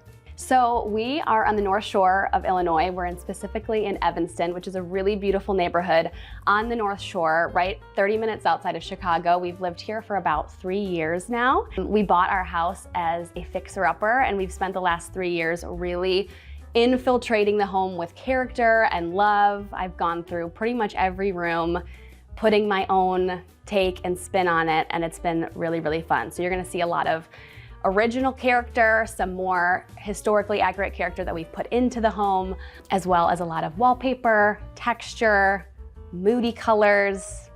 It's awesome.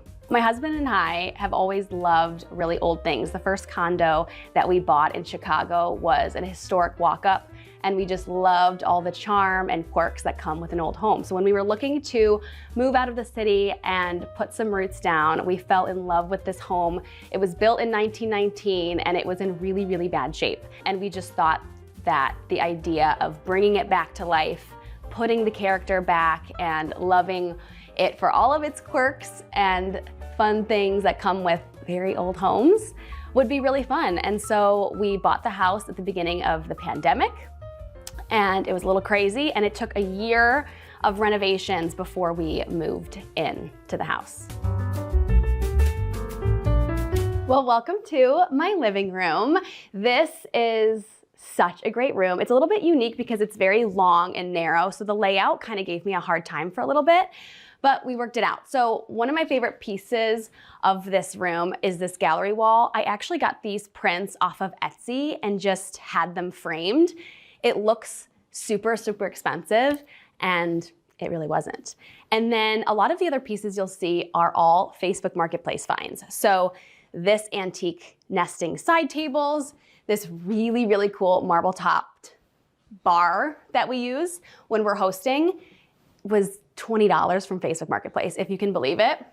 I love this little space. It's where I keep family photos, which I think is a really fun way to add personality into your home. And then we have, oh, Ruby's coming to say hello. This is our bulldog, Ruby. She's very friendly. Next, I want to share, these are antique chairs. I get questions on them all the time. They're beautiful brown chocolate velvet. They're super, super comfortable. Again, Facebook Marketplace. I got both of these for $50. Amazing. The next thing I want to point out in our living room, one of my favorite things is our fireplace. We had this refaced when we did our renovations a couple years ago. This mantle is original to the house. So in 1919, when the house was built, this was the mantle and it's still here. We replaced the surround with this reclaimed Chicago brick. It's very special and unique. If you zoom in on some of the bricks, you can see they have Illinois Brick Company, and it's just one of those things that gives our house a little extra charm. Over here, we have our French doors that lead out to the front. These are great to open in the summer.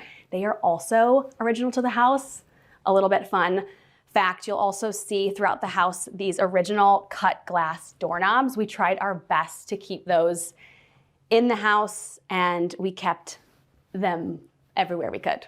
The original hardwood floors in here were in really, really bad shape.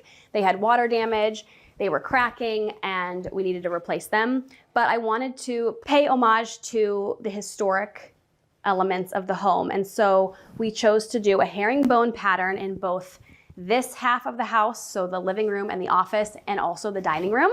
Herringbone pattern is a very classic and traditional flooring pattern, and I think it's so, so beautiful. And so we chose to do a very light white oak engineered hardwood, and we inlaid them in a herringbone pattern in here, and then we chose a very wide plank straight lay in all the rest of the house. So the last thing I'll show you in this room is this. This is actually my most recent Facebook Marketplace find. This beautiful antique secretary was something that I thought would be perfect in this room for displaying some of my other smaller antique finds. We also keep our stationery and letters envelopes in here.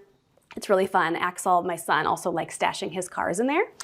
And then speaking of my kids, this was an original oil painting that I found, I believe, at an estate sale a few years ago, and it ended up being perfect because it has two kids, a little boy with red hair, and my 3-year-old Axel has bright red hair, so that's kind of perfect, and then a little girl with blonde hair, and we had our little blondie, Lucy, about a year ago. So this special painting that I loved forever ago has come to represent my two little ones, and it's really special. So that is the living room, and next I'm gonna take you to the office. So there were a few parts in the renovation where it felt like we were never going to get through it. Working with old homes can be challenging. A few parts of the renovation were a little challenging. I would say we had to add in central air. If you live in an old home, you know a lot of them don't have air conditioning, and that was one of the things that we chose to put in the home. We didn't realize how challenging it would be. We had to kind of come up with a creative solution, but thank God for amazing contractors and communication. We were able to make it work. I will also say another thing is the flooring. In old homes, sometimes the flooring is uneven, and so replacing the floors was difficult, to say the least. So next, I'm gonna bring you into the office. This is a really nice space that we actually use a lot. The first thing I wanna point out is this really fun, colorful rug that we have on the floor.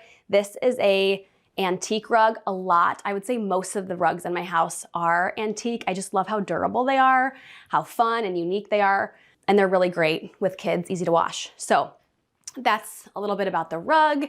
In here, we color drenched the space. I really wanted a moody, green office. The built-ins are the same color, the ceiling, the trim, everything is Rosemary by Sherwin-Williams.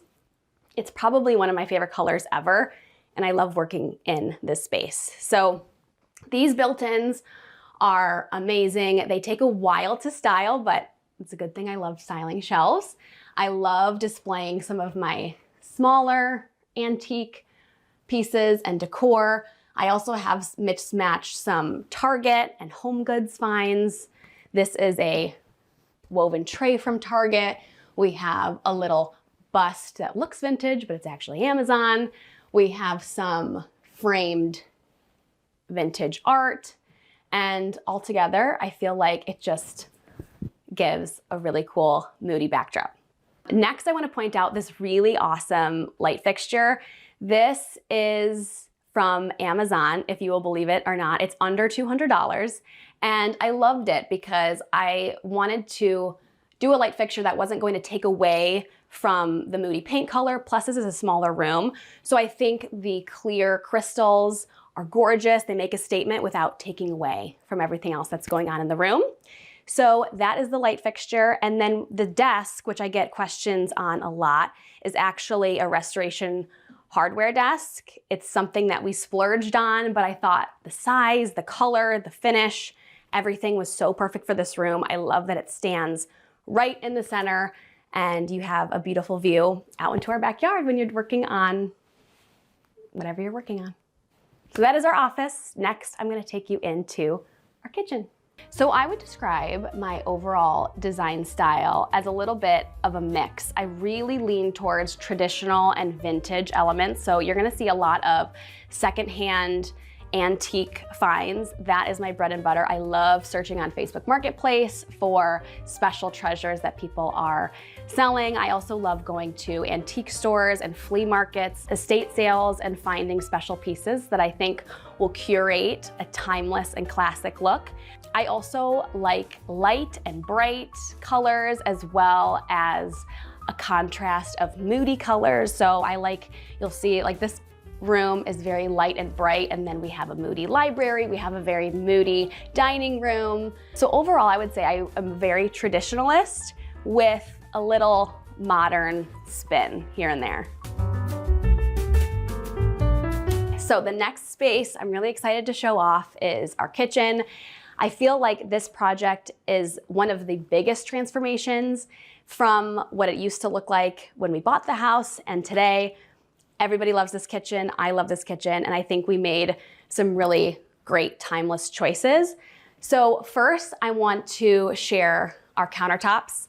I really wanted marble when we were renovating the house, but we knew we were gonna have kids, and my husband said, I don't think now is the time. So I found this really beautiful sea pearl quartzite. Quartzite is a natural stone. It's known for its statement veining and its really cool toned shades, but it's durable like a quartz or a man-made stone, and so it's great for kids. I love it. We did a very thin countertop. We also actually brought it up the backsplash on our range wall, and I just love how you can see all of the intricate veining, and it really creates a statement. On this wall, rather than bringing the countertop up, I chose to use a 2x6 Zlige tile. This is a handmade tile. It's really beautiful because each piece is really unique, and it comes with a lot of texture and range of color. It's also a very cool toned white, and I thought it complemented the cool tones of the countertop really well. So we brought it all the way up to the ceiling to really create that illusion of height, and I think it's really cool. One of the things we also changed in the kitchen was it had a very tiny window. It was pretty much the size of just this middle section, and I said, we need more light in this kitchen. And so we blew out this wall and we put in this 3-sectioned window that I think is so gorgeous. You can see our neighbor's house, which is really pretty, and when you're doing the dishes, it's just a nice little vibe. So over here, we have my pot rack, which is another one of my favorite elements of our kitchen. We had our marble fabricator just drill the pot rack right into the stone. It was a little nerve-wracking, but they said it could be possible. So we did it. And I'm so glad that we did because I feel like it's the perfect place to display all my antique copper pots. And so we just hang them. I have lots more in storage, and every once in a while I'll change them out. And it's just a fun little look. And then here, I also always get questions on my range. This is an Ilvi range, and it looks like it's 100 years old, but it functions great. It's a very modern range. I love the brass details, the brass knobs. The white is really beautiful with the creamy cabinet color. And then if you can see on the bottom, they have these really fun scroll legs that really just round out that vintage feel. While I'm talking about the cabinets, I also want to point out that these are Sherwin-Williams creamy. It's the perfect creamy white. I wanted something warm and inviting while still keeping that classic white kitchen vibe. And so I went with this really warm white shade, and I feel like it's just timeless paired with our unlacquered brass hardware. Over here, we have our island, and this island works so hard. I chose, even though the space is small square footage wise, I really wanted a big island, and I think that also helps make this kitchen feel larger than it is. This island works so hard. If you notice, we don't have an official pantry. So this island is where we store our food. It's also where we have our microwave drawer, which is really easy and fun to use. And it's great. I chose a quarter sawn white oak stained in a chestnut matte stain. And that is how you get all of this beautiful veining in the wood. And then I chose a matte finish because I didn't want a glossy effect. I wanted everything to look really matte. And I love how the really dark wood plays off with the light oak floors, the creamy cabinets, and I think it all just plays together really well. Last thing I want to point out about our kitchen is these bar stools. These are not only super comfortable, but I got them from World Market, so they're very affordable. They look high-end. I'm pretty sure there are a few retailers that have a similar look for way, way more expensive, but these work for us. We've had them for 3 years now, and we love them. They're super wide and durable, easy to wipe down and clean, and I think, again, a woven element in an overall pretty traditional space really adds that casualness and warmth. That's so nice. So this is our kitchen, and next I'm gonna bring you over to our coffee bar and sitting room. It's really hard to pick a favorite space in my home because I feel like when you spend time picking special things, it all feels really special. And as we've created memories as a family over the last couple years, every room has different moments that I love about it. But I will say my two kids' rooms, Lucy's nursery and Axel's nursery, are probably my favorite rooms. They are the ones that I probably spent the most time researching and curating things, putting special pieces together. And I also love putting little objects and decor pieces that reflect them as my kids. And I'm really proud of how those two rooms have come together, how they have evolved as the kids have grown, and they're really beautiful as well. So next I'm gonna take you into our sitting room. We love this room. Most of our playtime and hangout time as a family happens in this room. First, I wanna show off this hutch, which is actually a new addition to this room. This is where David and I prepare our coffee every morning.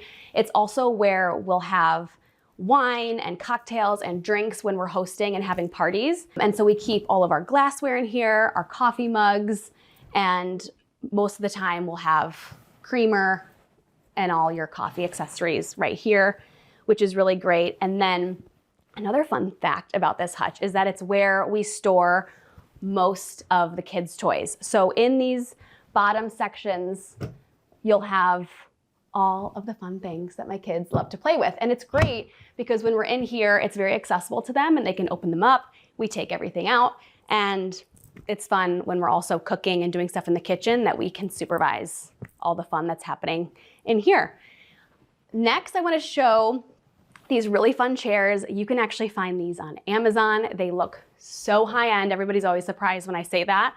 And they are the perfect reading chair. I spend a lot of time in here.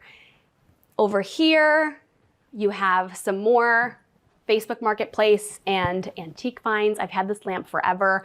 I'm pretty sure I found this alabaster lamp when David and I were first married, and it's found a home right here. This blue velvet couch is also a fan favorite. This is from the inside, and it's a really fun turquoise blue. It's a little unexpected, but I think it's a really fun statement. Velvet is also great with kids because it's easy to clean, very durable, and we love that.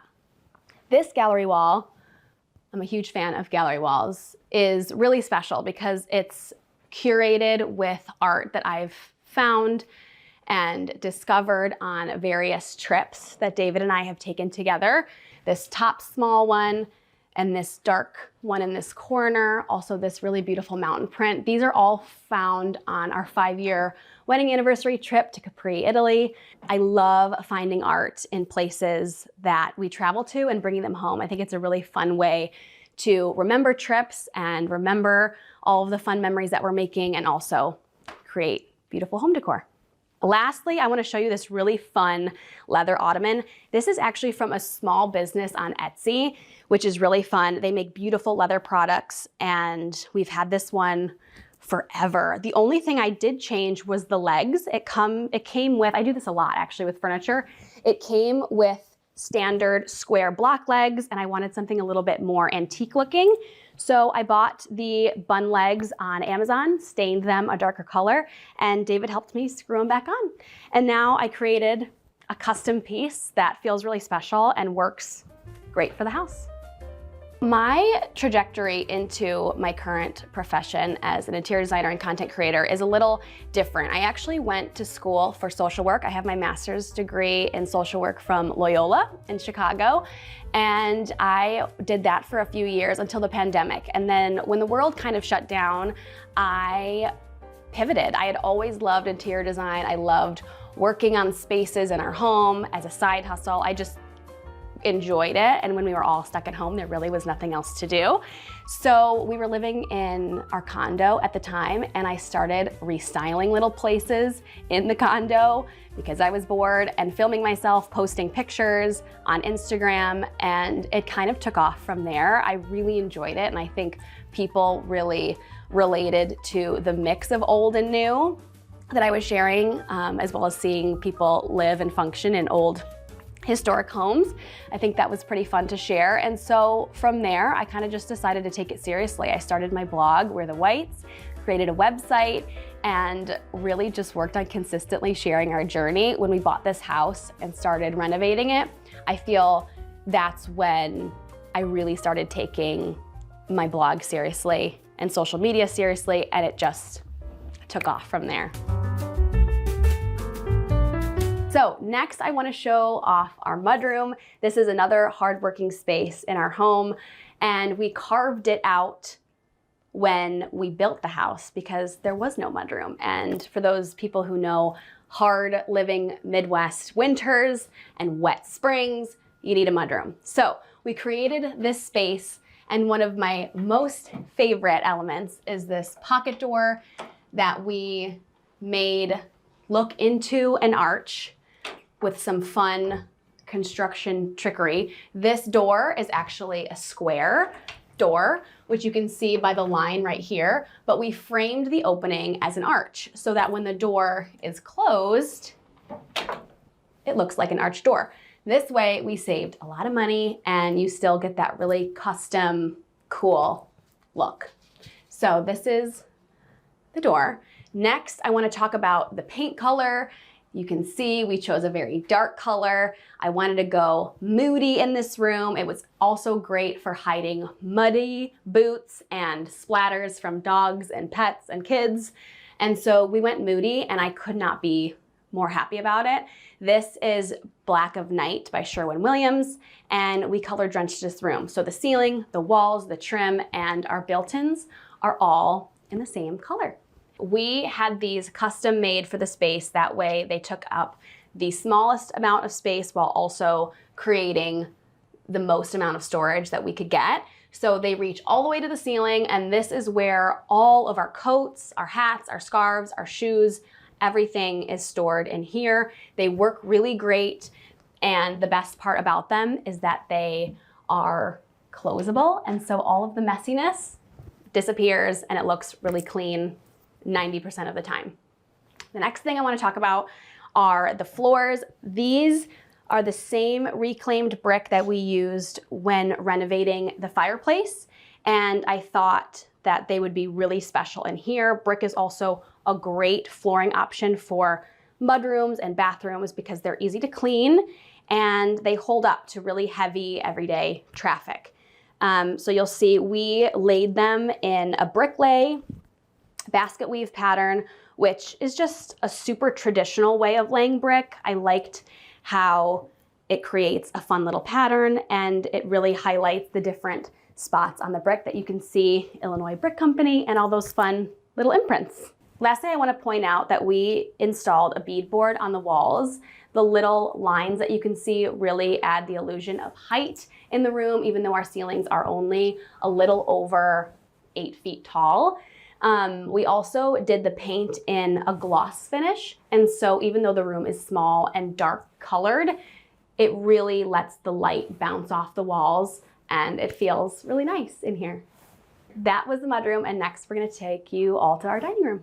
I think my go-to design tip was that every room really benefits from having something organic in it, whether that is a real plant or you can get some really awesome faux stems. Just that green and organicness of florals and stems, they add a very much needed element to a room that makes it feel real and makes it come alive. I think that's really important. I also love a woven element. If you can put in like a wicker tray or a basket or something in a room, I feel like it kind of gives that casual vibe that a room can really benefit from. Welcome to our dining room. This is a really special room in the house. I also feel like it's a really great example of mixing old and new. We have this beautiful table set that was a vintage antique find. We found this a couple years ago, had the whole thing refinished, and it's a really great place to sit and gather, host family and friends. And then above, we have this beautiful brass chandelier, and this is brand new from Serena and Lily. It's beautiful. I feel like it really lends a great conversation piece. The brass also plays off really well with the colors and the wallpaper. And so this situation is one of my favorite things. I also want to point out, as I'm talking about the table, the collection of my antique blue china plates. I love blue and white ceramics. I'm a collector of them. I have a ton, and I love mixing and matching different plates and bowls when hosting and setting a table. I think it adds a fun element. I think it's a fun conversation piece, and it looks really special. Before moving on from the table, I do want to add one more thing. These beautiful silver candlesticks are an heirloom item from my husband's grandma. These were passed down to me by my mother-in-law, and they are very, very special. I feel like one of the most important things about making a beautiful home is also taking every opportunity to input special heirloom pieces that bring in those special memories. And so these are ones that I love to pull out on special occasions, and they're a really special element to the tablescape. Next, I want to show off this beautiful wallpaper. It's such a statement, and it's one of my absolute favorite things in this house. This is a Plantasia wallpaper from House of Hackney. It was definitely an ordeal to install. We had a professional wallpaper installer come and help us with this because the pattern is a little bit complex, but I think it was totally worth it. You will see that this room is a little echoey, and that is because we have a coved ceiling. This is an original detail of the house. If you look up here, the ceiling is very smooth and it comes around the corner, creating a cove or cave-like detail. And so in order to accentuate that, I chose to bring the wallpaper up the cove and end it right where the ceiling starts to flatten out. And I think it adds a really fun element to the room. Once we put the wallpaper up, I really was afraid to kind of put anything on the walls, but I think adding a few different elements like these candle sconces actually accentuate the wallpaper. These are an estate sale find. They are plated silver, and I love sticking different colored taper candles in there depending on the season. It's a really fun way to refresh the home every once in a while. I also want to point out these really cool chairs. They came with a really old school fabric seat, and David and I took on a DIY project and recovered them ourselves. I wanted to do a totally different color as a fun accent to everything else happening in the room. So I chose this peach colored velvet, and we watched a couple YouTube videos and figured out how to recover them ourselves. So now we have brand new to us dining chairs that feel really custom and cool. I also want to point out, you will see throughout our home these radiators. So all of the heat in our house comes from radiant heat. And those who know radiant heat know it is the best heating system in the world. We never have to worry about getting cold in the winter. If anything, we got to turn those babies down every once in a while. But when they asked us if we wanted to remove them and consider putting in central heating system, I said, no way. I love the way that they look. I love the way that they sound when they're letting off heat. And it's another nod to the historic elements of our home. The last corner of the room, we have this beautiful floor mirror. This looks very vintage, but it's actually new from Ballard Designs. I love it. This is actually where I share a lot of my outfit of the day videos on Instagram. And I also think as a small room, a mirror helps make it feel larger. I also love how you can see the table and the light fixture and the wallpaper all reflect off in the glass. And I think that's really fun. So this is our dining room, and next we're gonna head on upstairs. This is Lucy's nursery, and it's one of my most recently designed rooms. Lucy was born almost a year ago, which is crazy to believe, and I had so much fun creating the nursery I always dreamed about when thinking of having a little girl. The first section of her room I want to highlight is her dressing area. This is another Facebook Marketplace find that I made David go and drive to get when I was super pregnant. I found it, it came up on my feed, and I had to have it. He drove in a snowstorm, but can you blame me? Look how perfect this thing is. This is also an antique find. I loved the big, gorgeous mirror. I loved the brown finish and how perfect it looked with the white dresser. And if you look really closely, there's little floral and bow details, which you'll see I repeated throughout the space. This is also another example of a great mix of old and new. These two pieces are old vintage finds, but then this really cute scalloped wicker mirror is Target. I picked that up just a few weeks ago because I thought it looked so perfect in her room. I also mentioned that I love to infuse the rooms with little elements that I think reflect my kids' personalities. We call Lucy our Lucy Goose, and so I had to have a little ceramic goose in here for our little Lucy Goose. So I did something a little different with her crib. I feel like in a lot of girl nurseries, you see a lot of white and a lot of light and bright, and I wanted to do something a little bit different. So I chose a dark wood crib for a really vintage look. I had a wood crib growing up, and I thought it was a nice callback to my childhood. So I chose this really pretty cherry wood finish with all the modern safety features of a new crib. And then I also chose these beautiful floral prints that actually come from a calendar. And I ripped them out of the calendar, had them framed, and I just feel like they look really, really pretty above her crib and play off really nicely with the blush floral wallpaper in the back, which is from Home Depot and was the first element that I found when designing her room. Absolutely fell in love with the wallpaper, and it really helped launch the rest of the design.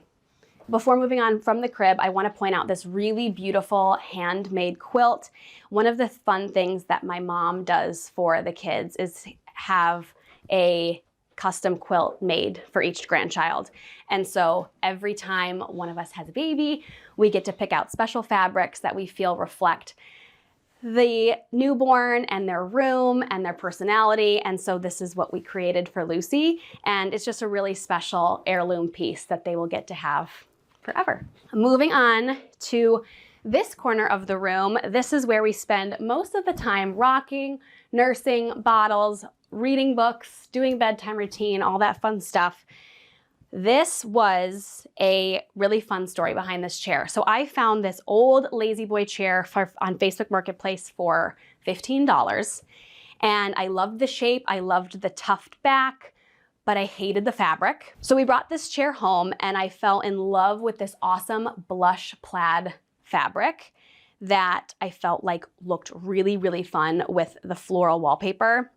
And so I had this chair reupholstered in this custom fabric. I had them add a really fun ruffle skirt detail on the bottom so it looks extra feminine and super custom. And now we have a very unique looking chair, and it's also super, super comfortable for those long nights with a newborn. Also, I want to point out these really fun shelves. This is really fun because I get to display some of my favorite little knickknacks and decor.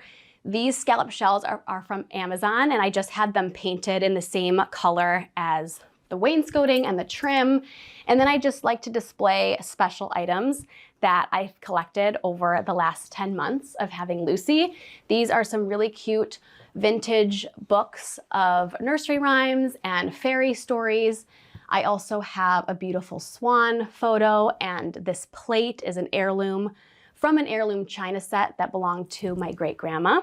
And so I love having that energy and piece of her here. We have her little stuffy up here. And then lastly, we just finished off this corner with a nice IKEA lamp, affordable find. And you have the perfect little reading rocking nook. One of the things I want to point out are these really fun custom curtains that we had made for the room. If you have babies, you know it's really important to have blackout curtains, and sometimes those aren't the prettiest.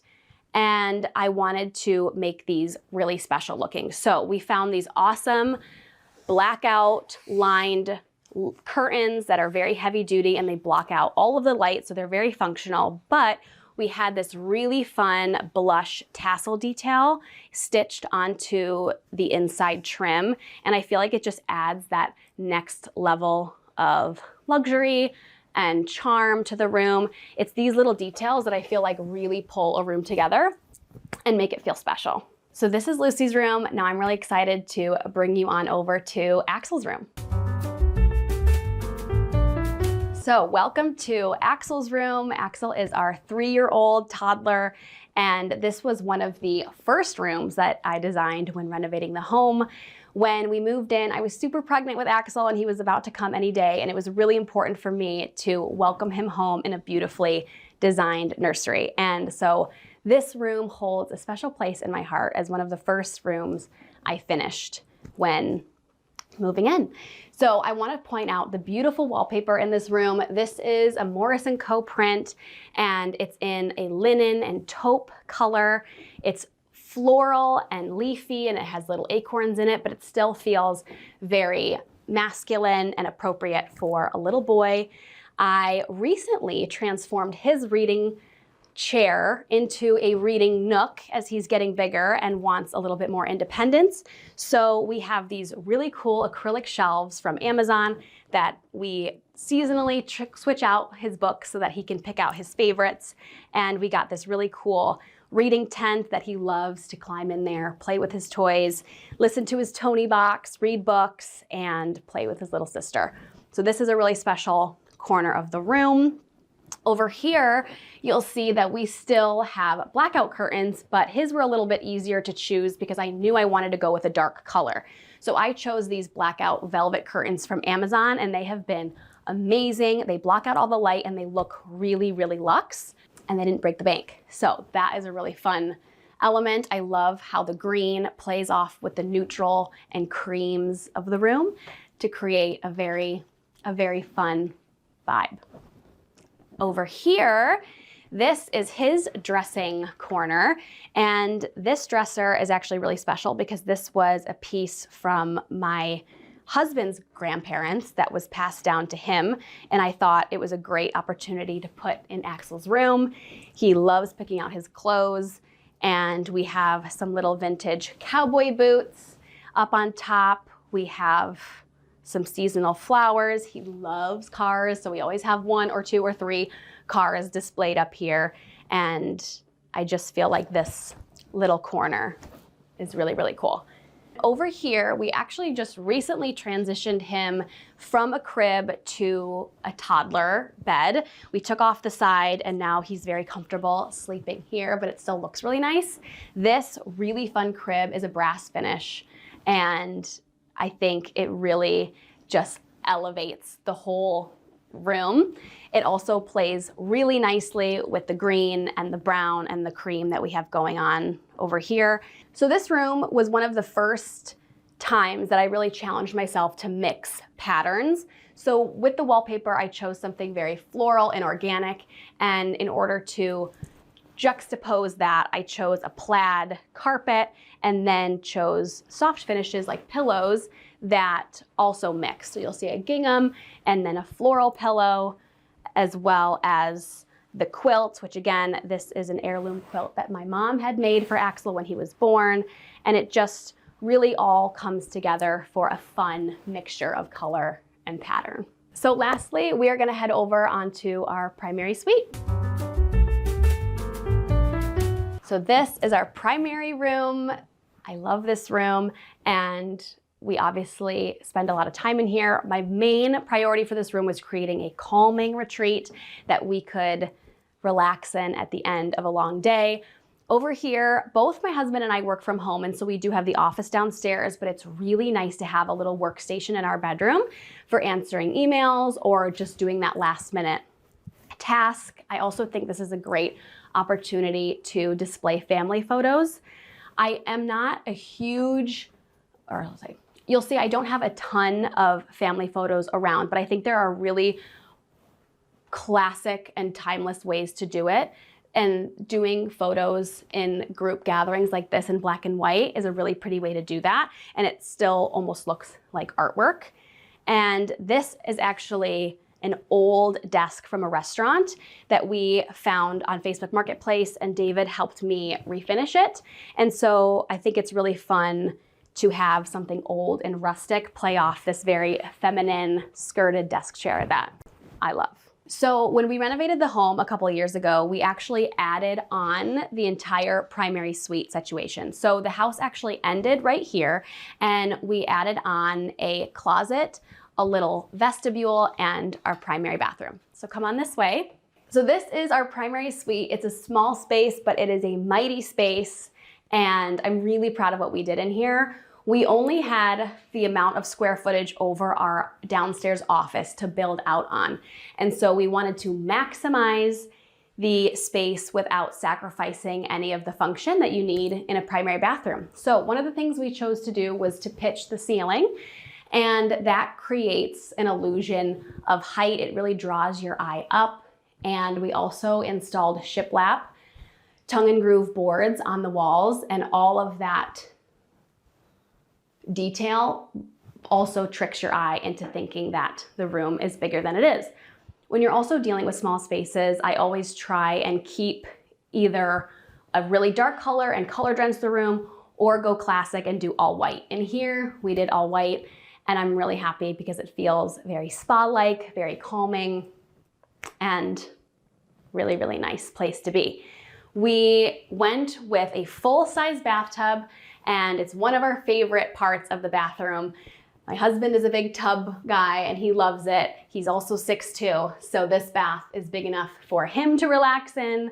We also installed these really cute cafe curtains on the back. Even though we don't have neighbors towards the back, it is kind of nice for a little privacy when you're in here. Over here we have our shower. In order to make the bathroom feel as big and open as we could, we kept the walls glass, but we did add this pony wall here. It's a little bit more of a traditional classic look. And to make it even more custom looking and special, we ordered this custom shower handle, which I feel just elevates the whole thing a little bit more and makes it feel a little special. One of my favorite things about the bathroom is the checkerboard marble floors. This is a classic pattern, and I knew I wanted to implement it somewhere in the house, and doing our primary bathroom was the perfect opportunity. This is really, really fun detail of our bathroom. And to make it, again, feel as big as we could, we also took the checkerboard pattern into the shower floor. And because we chose a honed finish rather than a polished finish, we don't have to worry about that slipperiness or... Okay, I'm gonna hop in the shower because I wanna highlight the tile. If you will remember, we used the same tile in our kitchen, and I think this callback is a really nice way to make a home feel cohesive if you can use the same materials over and over in different parts of your house. So in this way, we reused some of the extra tile from the kitchen in the bathroom. And again, I just love the different texture. I love the different color variation of this Elegance tile. It really creates a very unique look and feels very luxurious. The last little section of our bathroom is our vanity area. This section is really awesome because we had this vanity custom made with our cabinet company. Because this space was so small, we needed something that was sure to fit all of our stuff. And we really wanted a double sink situation, and luckily our cabinet company was able to help with that. So we chose a white oak matte finish vanity, and I love the way that this light wood plays off with the white walls and then the dark floors, and it comes with that very classic, timeless design. I also chose in the bathroom to mix a lot of the metals. So you'll notice that you'll see a lot of brass in the mirrors and the light fixtures, but then all the plumbing fixtures in the room are a polished nickel. And again, I feel like mixing metals just adds to that timeless look that you get in a home. So our countertops are also marble. This was the one space in our house that we splurged on marble countertops, and we thought that it was the perfect space to do so. So I think home means to me is a place where you feel comfortable, you feel happy, you feel at peace. It's somewhere beautiful, but it's also somewhere that functions really well for your family. I have two little ones, and so our house does not always look picture perfect. We have toys, we have pets that also have toys, and I think having a home that reflects our personality and beauty, but also reflects the personality and fun spirit of my children is what home means to me. The memories we create here is what makes it so special. All right, Homeworthy, it's been a blast, but I gotta get back to Instagram. See you later.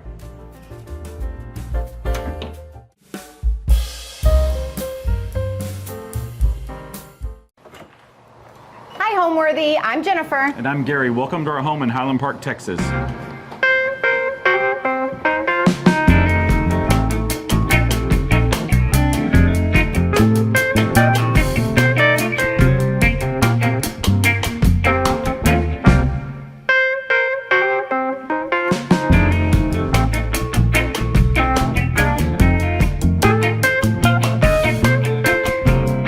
You're watching Homeworthy, where we believe every home has a story. Hi, I'm Gary Starr, owner of Starr Construction. And I'm Jennifer Starr, co-owner of Starr Construction. We're in Highland Park, which is in Dallas, Texas, and we are in a 1950 Colonial home on Beverly Drive. I've always wanted to live on Beverly, back from a long time ago. I was driving for lunch one day, came by, saw a for sale sign, came home to her and said, we got to do this. 2 weeks later, we purchased the home. So when we bought the house, it was 2 bedrooms. We knew immediately that the floor plan was not going to work for us, but we loved the front elevation. So we engaged an architect, a local architect who specializes in this type of architecture, and just went through the process of the room count that we needed and just what would work for our lives, but all the while knowing we wanted to preserve the history of the home. So for me personally, I love a upgraded casual. We love a homey feel. While we want it to be designer-esque, we definitely want everybody to feel comfortable just living here. After being at work all day, stressful, I love coming home to just a nice homey feel.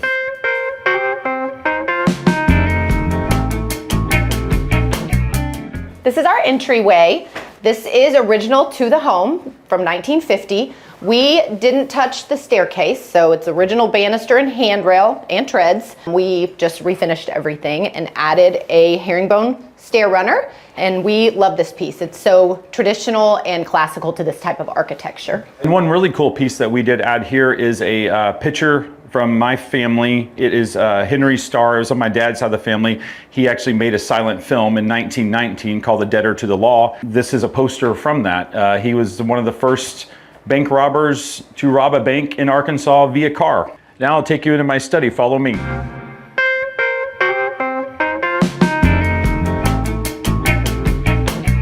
And this is my study. I'm very eclectic. I like a lot of antiques. I like old things. Kind of like my tattoos. They're kind of just a little bit of everything that I like. I've got old, history books, Westerns. That's a Buffalo Bill Cody book from the 1800s, Tom Hicks. I love horror films. That's a Friday the 13th. That's part 3. It's one of my favorite ones. Over here, some old antique books from Harper's Bazaar from the 1860s. All these pictures here, I don't know who they are. Some of them are family, some of them are not.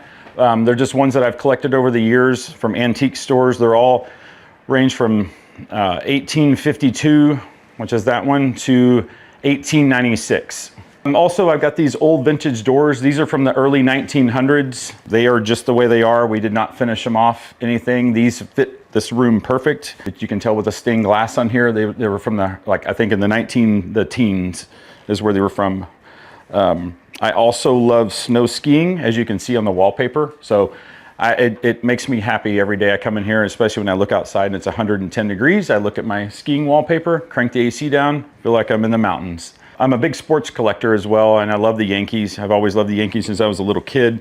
So I've got, tons of Yankee stuff here, vintage. I've got autographed balls, Joe DiMaggio, Ernie Banks, Yogi Berra. This is a custom fireplace that I had done. Added all the framing to it, all the trim. We did the skull balls in there, so that when the flames come up through, they come up through the eyes, and it's just something fun and neat and kind of felt like it should be in here. Again, just more collectible. I love motivational books. I love sports. So I relate to sports a lot. As you can see, I carry on a football all the time. I throw it around all the time. So it's my security blanket. But I've got tons of books over here that I like to read. This space just makes me happy. I just feel at home in here, So yeah, that's my study. My favorite space is obviously my study. I spend a lot of time there. It's got my personality in there. I feel comfortable in there. I take naps in there. And I would go with the dining room is one of my favorite spaces because I think it's actually different. It's more elegant than casual. So it kind of is our different space. And then the place that I spend the most time though is definitely the kitchen and the living room. It's the heart of our home, just like most people's homes. And that's where I spend most of my time. Now we'll go meet Jennifer in the dining room.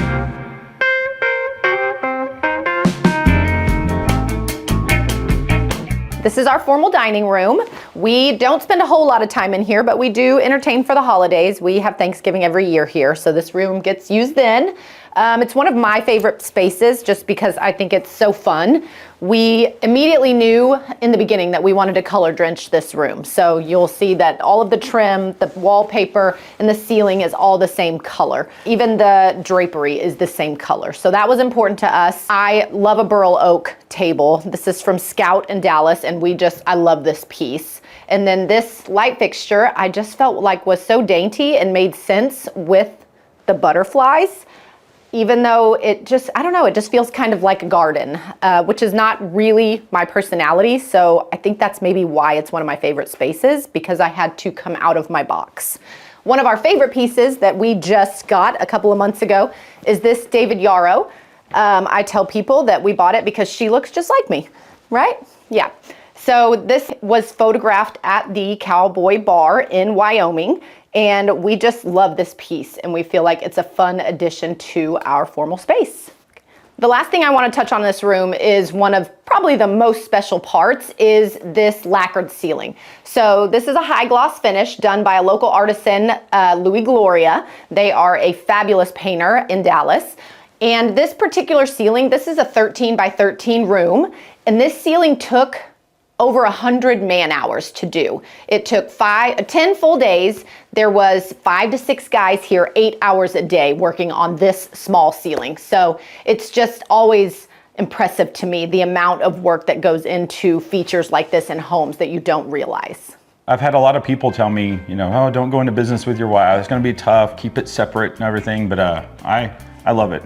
We're the yin and the yang for sure. Yeah. He is the sales guy. I am the numbers person. He is the people person. I am the behind the scenes person.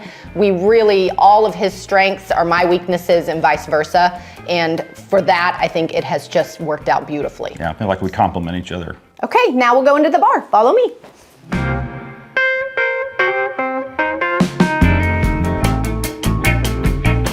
Okay, so this is our bar. I think it's a super fun space. I wanted it to be dark and moody, and it is small, so we tried to do a handful of fun features. One of the things that we did was this mesh, which I love. It's a little peekaboo into the cabinetry, and then these brass fronts and tipping rails on the floating shelves. The unlacquered brass hardware is also a piece that I just love. I just think it's so, I don't know, sexy.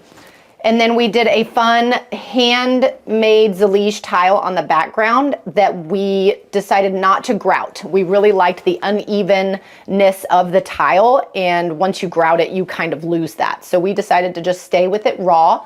And in this space, we also went with a high gloss finish in sort of a chocolatey brown, which again was a step out of my comfort zone, but we have really, really loved this space.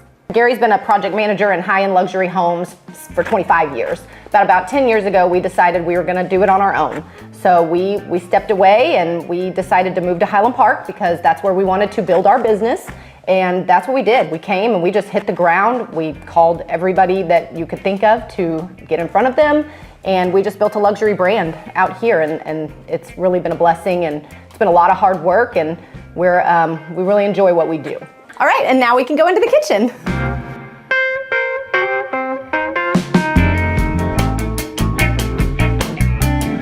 So this is our kitchen. We spend the vast majority of our time here in this home. We are not chefs. Gary is a grill master, but we do not cook a lot in here, but we still do spend a lot of time in here. The intent behind the design, again, was classical, something that would span the ages, not trendy. So with that in mind, we did a neutral kind of cabinetry with a stained oak. It is white oak, but I went with a warmer stain than what you're seeing in a lot of the new construction, again, to try and stay out of the trends. So one of the things that we love about the kitchen is the paneled appliances. I don't love to see a, stainless steel appliance in the kitchen. So we paneled everything, and we've been really happy with that. One thing that I really wanted was a big island for family entertain. We do, like I said, we host Thanksgiving a lot, so we could just have everyone here, people sitting in the dining room, people sitting here, but just want a big island. And this is where we eat dinner 95% of the time. Do work in here together, blueprints, all sorts of stuff. Wanted an island big enough for blueprints, and this is where we spend most of our time. So when we bought this house, this space did exist, and it was the mud hall laundry kitchen. So the kitchen was much smaller, and the house ended right there. So what we did is we came in and tore all of that out. We opened it all up, and we reconfigured for the new living room that was being added. One of the things that we did do, because in the 50s, ceiling heights were 8 foot. So in order to make this particular ceiling feel better, we popped it up between the floor trusses and put in some white oak beams to give it some interest and to make it feel like a taller ceiling. We also love this fixture. This again is kind of an eclectic fixture. It feels very art vintage with the weight, and this is an Arteriors fixture.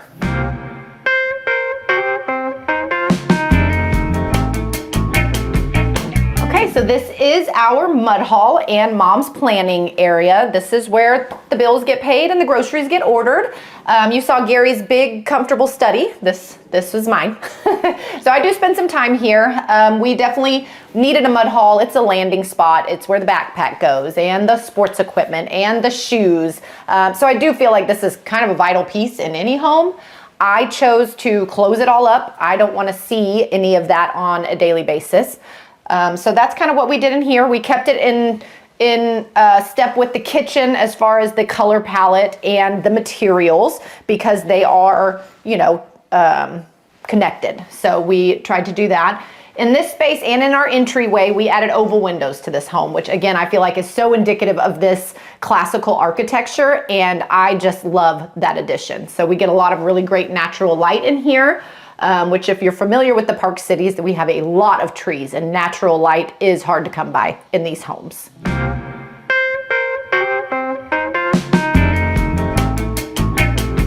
This is our laundry room. I love some natural light in a laundry room. So we have the natural light coming from the window here that goes out to the patio. And then the other thing in here, we'd have cats. So we have a cat door here. They go in and their litter box is over here. You can pull the litter box out, change it, but everything stays in there. Yes, we use this space as our functional for our pets. We also have a dog pull-out right here that keeps their dog food. And then behind these cabinets, we have a dog door that goes out to the patio. So we tried to really keep all of the pet needs in one space and out of the main spaces. Another thing that we like to do in all the houses that we build is a cabinet for your Dyson, right? So we have electrical, and that's where all of our cleaning stuff gets charged and kept. So this is a very functional space for our home. We have the washer and dryer over here as well. And it's just a happy place to be, to do laundry. So in here, in this space, I really wanted, I immediately knew I wanted a light blue. I just felt like that would feel happy to do laundry in. And I came across this fun wallpaper and thought it was just perfect for the room. So again, we did the cabinetry in a really light blue to match the wallpaper. And I just think it turned out lovely. One of my favorite things, and again, it's very trendy right now, but it is 100% classical and timeless, is the Harlequin floors. So laying the 12 by 12 tile in a diamond pattern with the two-tone is, I just love it, and I will do it in the next house, and I will do it in the next house, and I think we'll see this for hundreds of years to come.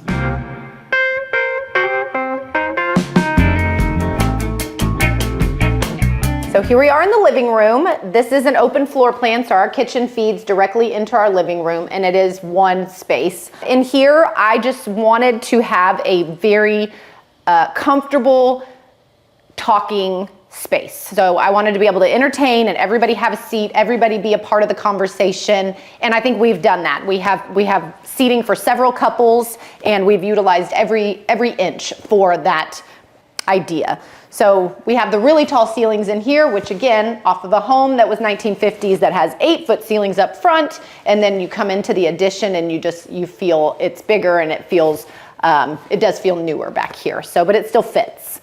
So a couple of the things that we have done in here that he can talk about. One of the things I always love in a family room is a fireplace. Fireplaces are really big for me, so I wanted to make sure we had the fireplace with the raised hearth. We sit on that during wintertime, put blankets on there. The cats like to sit up there as well by the fire. So that just, again, that whole homey feel with the fire, it's just warmth. And again, the tall ceilings. The old house actually ended right here where this lower ceiling is. So this was a back door that went out to the backyard. So all this is extended. This is all new right here where all the raised ceiling is. But we spend most of our time here. So working with our architect, we were able to add in some fun little pieces here and there. So this is a built-in library nook. It is white oak with the library lights, and Candace Sebastian at Cambridge Design helped style this bookcase for us. We love the reeded doors and the extra storage that we have in this space. Keeps our Christmas stuff and our throw blankets and things of that nature in here. So it's a very functional space, but it's beautiful. So one of the things we did, and I recommend this for other homeowners, is we tried to match all of our plugs to the wood grain, because if that was a big white spot, like, it would kill the vision for me. So we did little details like that throughout the home as well. And the one thing that I did want to add on this is I love Christmas time and I love decorating, and I have my little villages, so I added plugs and holes. So this whole thing at Christmas time is all a Christmas village.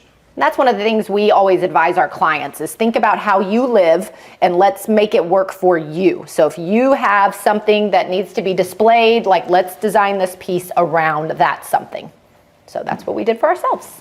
This is actually one of the first pieces Jennifer and I bought when we got married. It's a driftwood piece. They're all completely different. They don't make a lot of them, but each one is completely different. So I've always liked this piece, so wanted to get that. Artwork, I've had a craving to be out in the country lately. I love country music, so this was perfect. I should have been a cowboy. My name was supposed to be Cody Wayne, my parents told me later on. That's a cowboy name, so I don't know. I've just always kind of liked the cowboy way, so we got some artwork. This is Cowboy Way. And some of our pillows here say Wild Wild West. It also goes with all the colors in here. So, and then over here, we love snow skiing again. So you'll kind of see this throughout the house is these skiing pictures. These make me happy, kind of a ski-a-pree pictures. And you'll see another one on the way to our bedroom as well.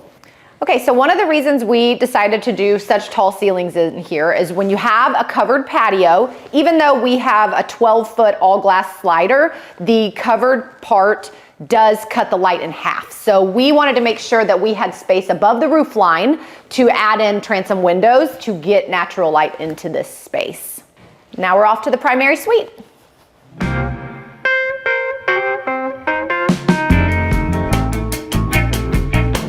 This is another piece right before you go into our bedroom. It's from Scout as well. It's ski-a-pree picture. Love my skiing, so this is a picture that Jennifer got me 3 or 4 years ago. I really liked it. I don't remember what I did. We accomplished something, I don't know. And she got me this as a present. So welcome to our primary suite. This is where we sleep. And the design intent in this room, again, more cozy, comfortable. We love a hotel look when it comes to the linens. We definitely want it to be a little moody and a little sexy. And so black is kind of our accent piece that you see all around. This has the 17-foot vaulted ceilings, which again makes the space feel really large, which is great. But then we make it warm and make it cozy with the drapery and the linens.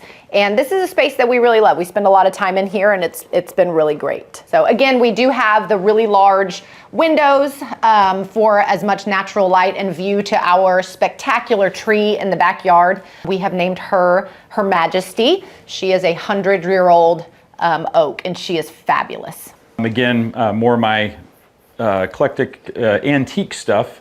I got my Shirley Temple autograph. I love Frankenstein, got him tattooed on my arm. Always been a big fan of Houdini, and one of my all-time favorites, and I've always gravitated towards her even as a child, got her tattooed on me as well, is Greta Garbo. So got all these, and I got them framed in these, each one in a own classic frame, and it fit the mood for our bedroom. So this piece, which is just a photograph or a print, was our color palette jumping off point. I felt like just the colors in general just felt good for a primary suite. And so that is where we started, and that's how we ended up with the pieces we have today.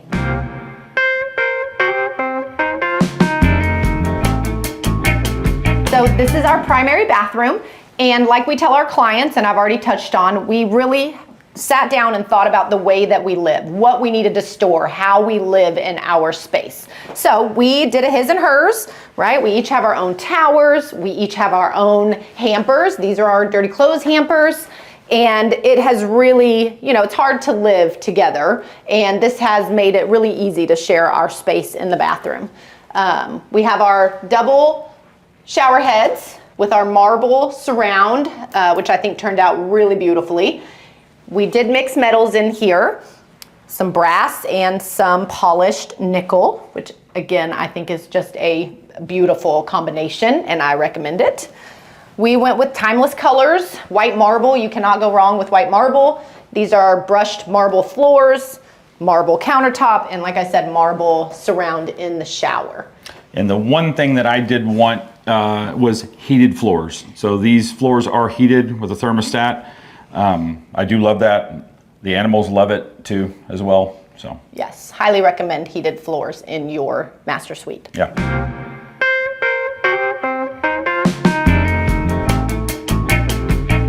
Okay, so going from our primary bathroom into our closet, one of the things that I did was on the door, I added a full-length mirror. All the ladies out there, I know you want to see an entire runway space to see what your outfit looks like. So I think that's a great addition, and if you have shaker-style doors, you can do it too.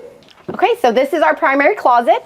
We love it. We spent hours designing the layout to make sure we had exactly the right spaces for our shoe count, for my bag count, for our hanging clothes. So I drew this out on graph paper, every inch, and then we just had our trim carpenter execute it, and we have been very, very happy with the layout that we put together. The one thing that I wanted, and I always, if you can get it in, is a island. Great for everything. I mean, for all your clothes, socks, underwear, shorts, things like that. You throw your suitcase up here when you're packing. It's great. It holds our cologne and perfume. I think an island in a closet is very important.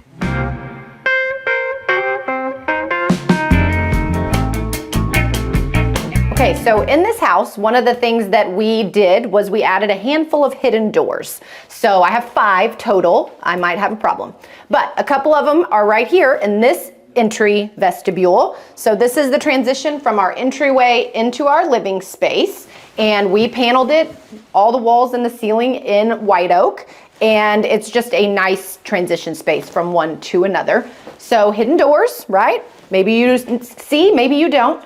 This is our under the stair closet, and you just push it open and it closes itself. And then this is our powder bathroom. So this bathroom is bold, it's fun, it's funky, and it was so fun to design. We found this exotic marble remnant, and that was the starting point for this bathroom. And then we went with this fun wallpaper. It's a mural, so it goes all the way around. Again, a high gloss on the trim and the ceiling. We did a oak reeded wall behind the mirror. And then these are horn light fixtures, sconces made out of horn.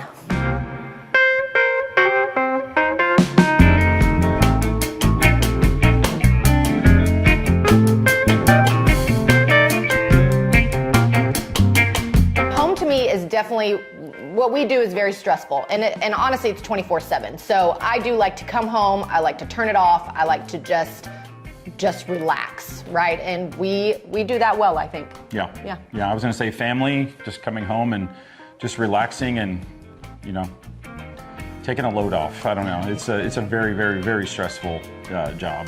Comfort, right? Yeah. So it's coming home to something comfortable. Yeah. Hence why you have your own spaces. My study, I love going in there and just relaxing. Thanks for watching. Go to homeworthy.com for exclusive content and shopping guides.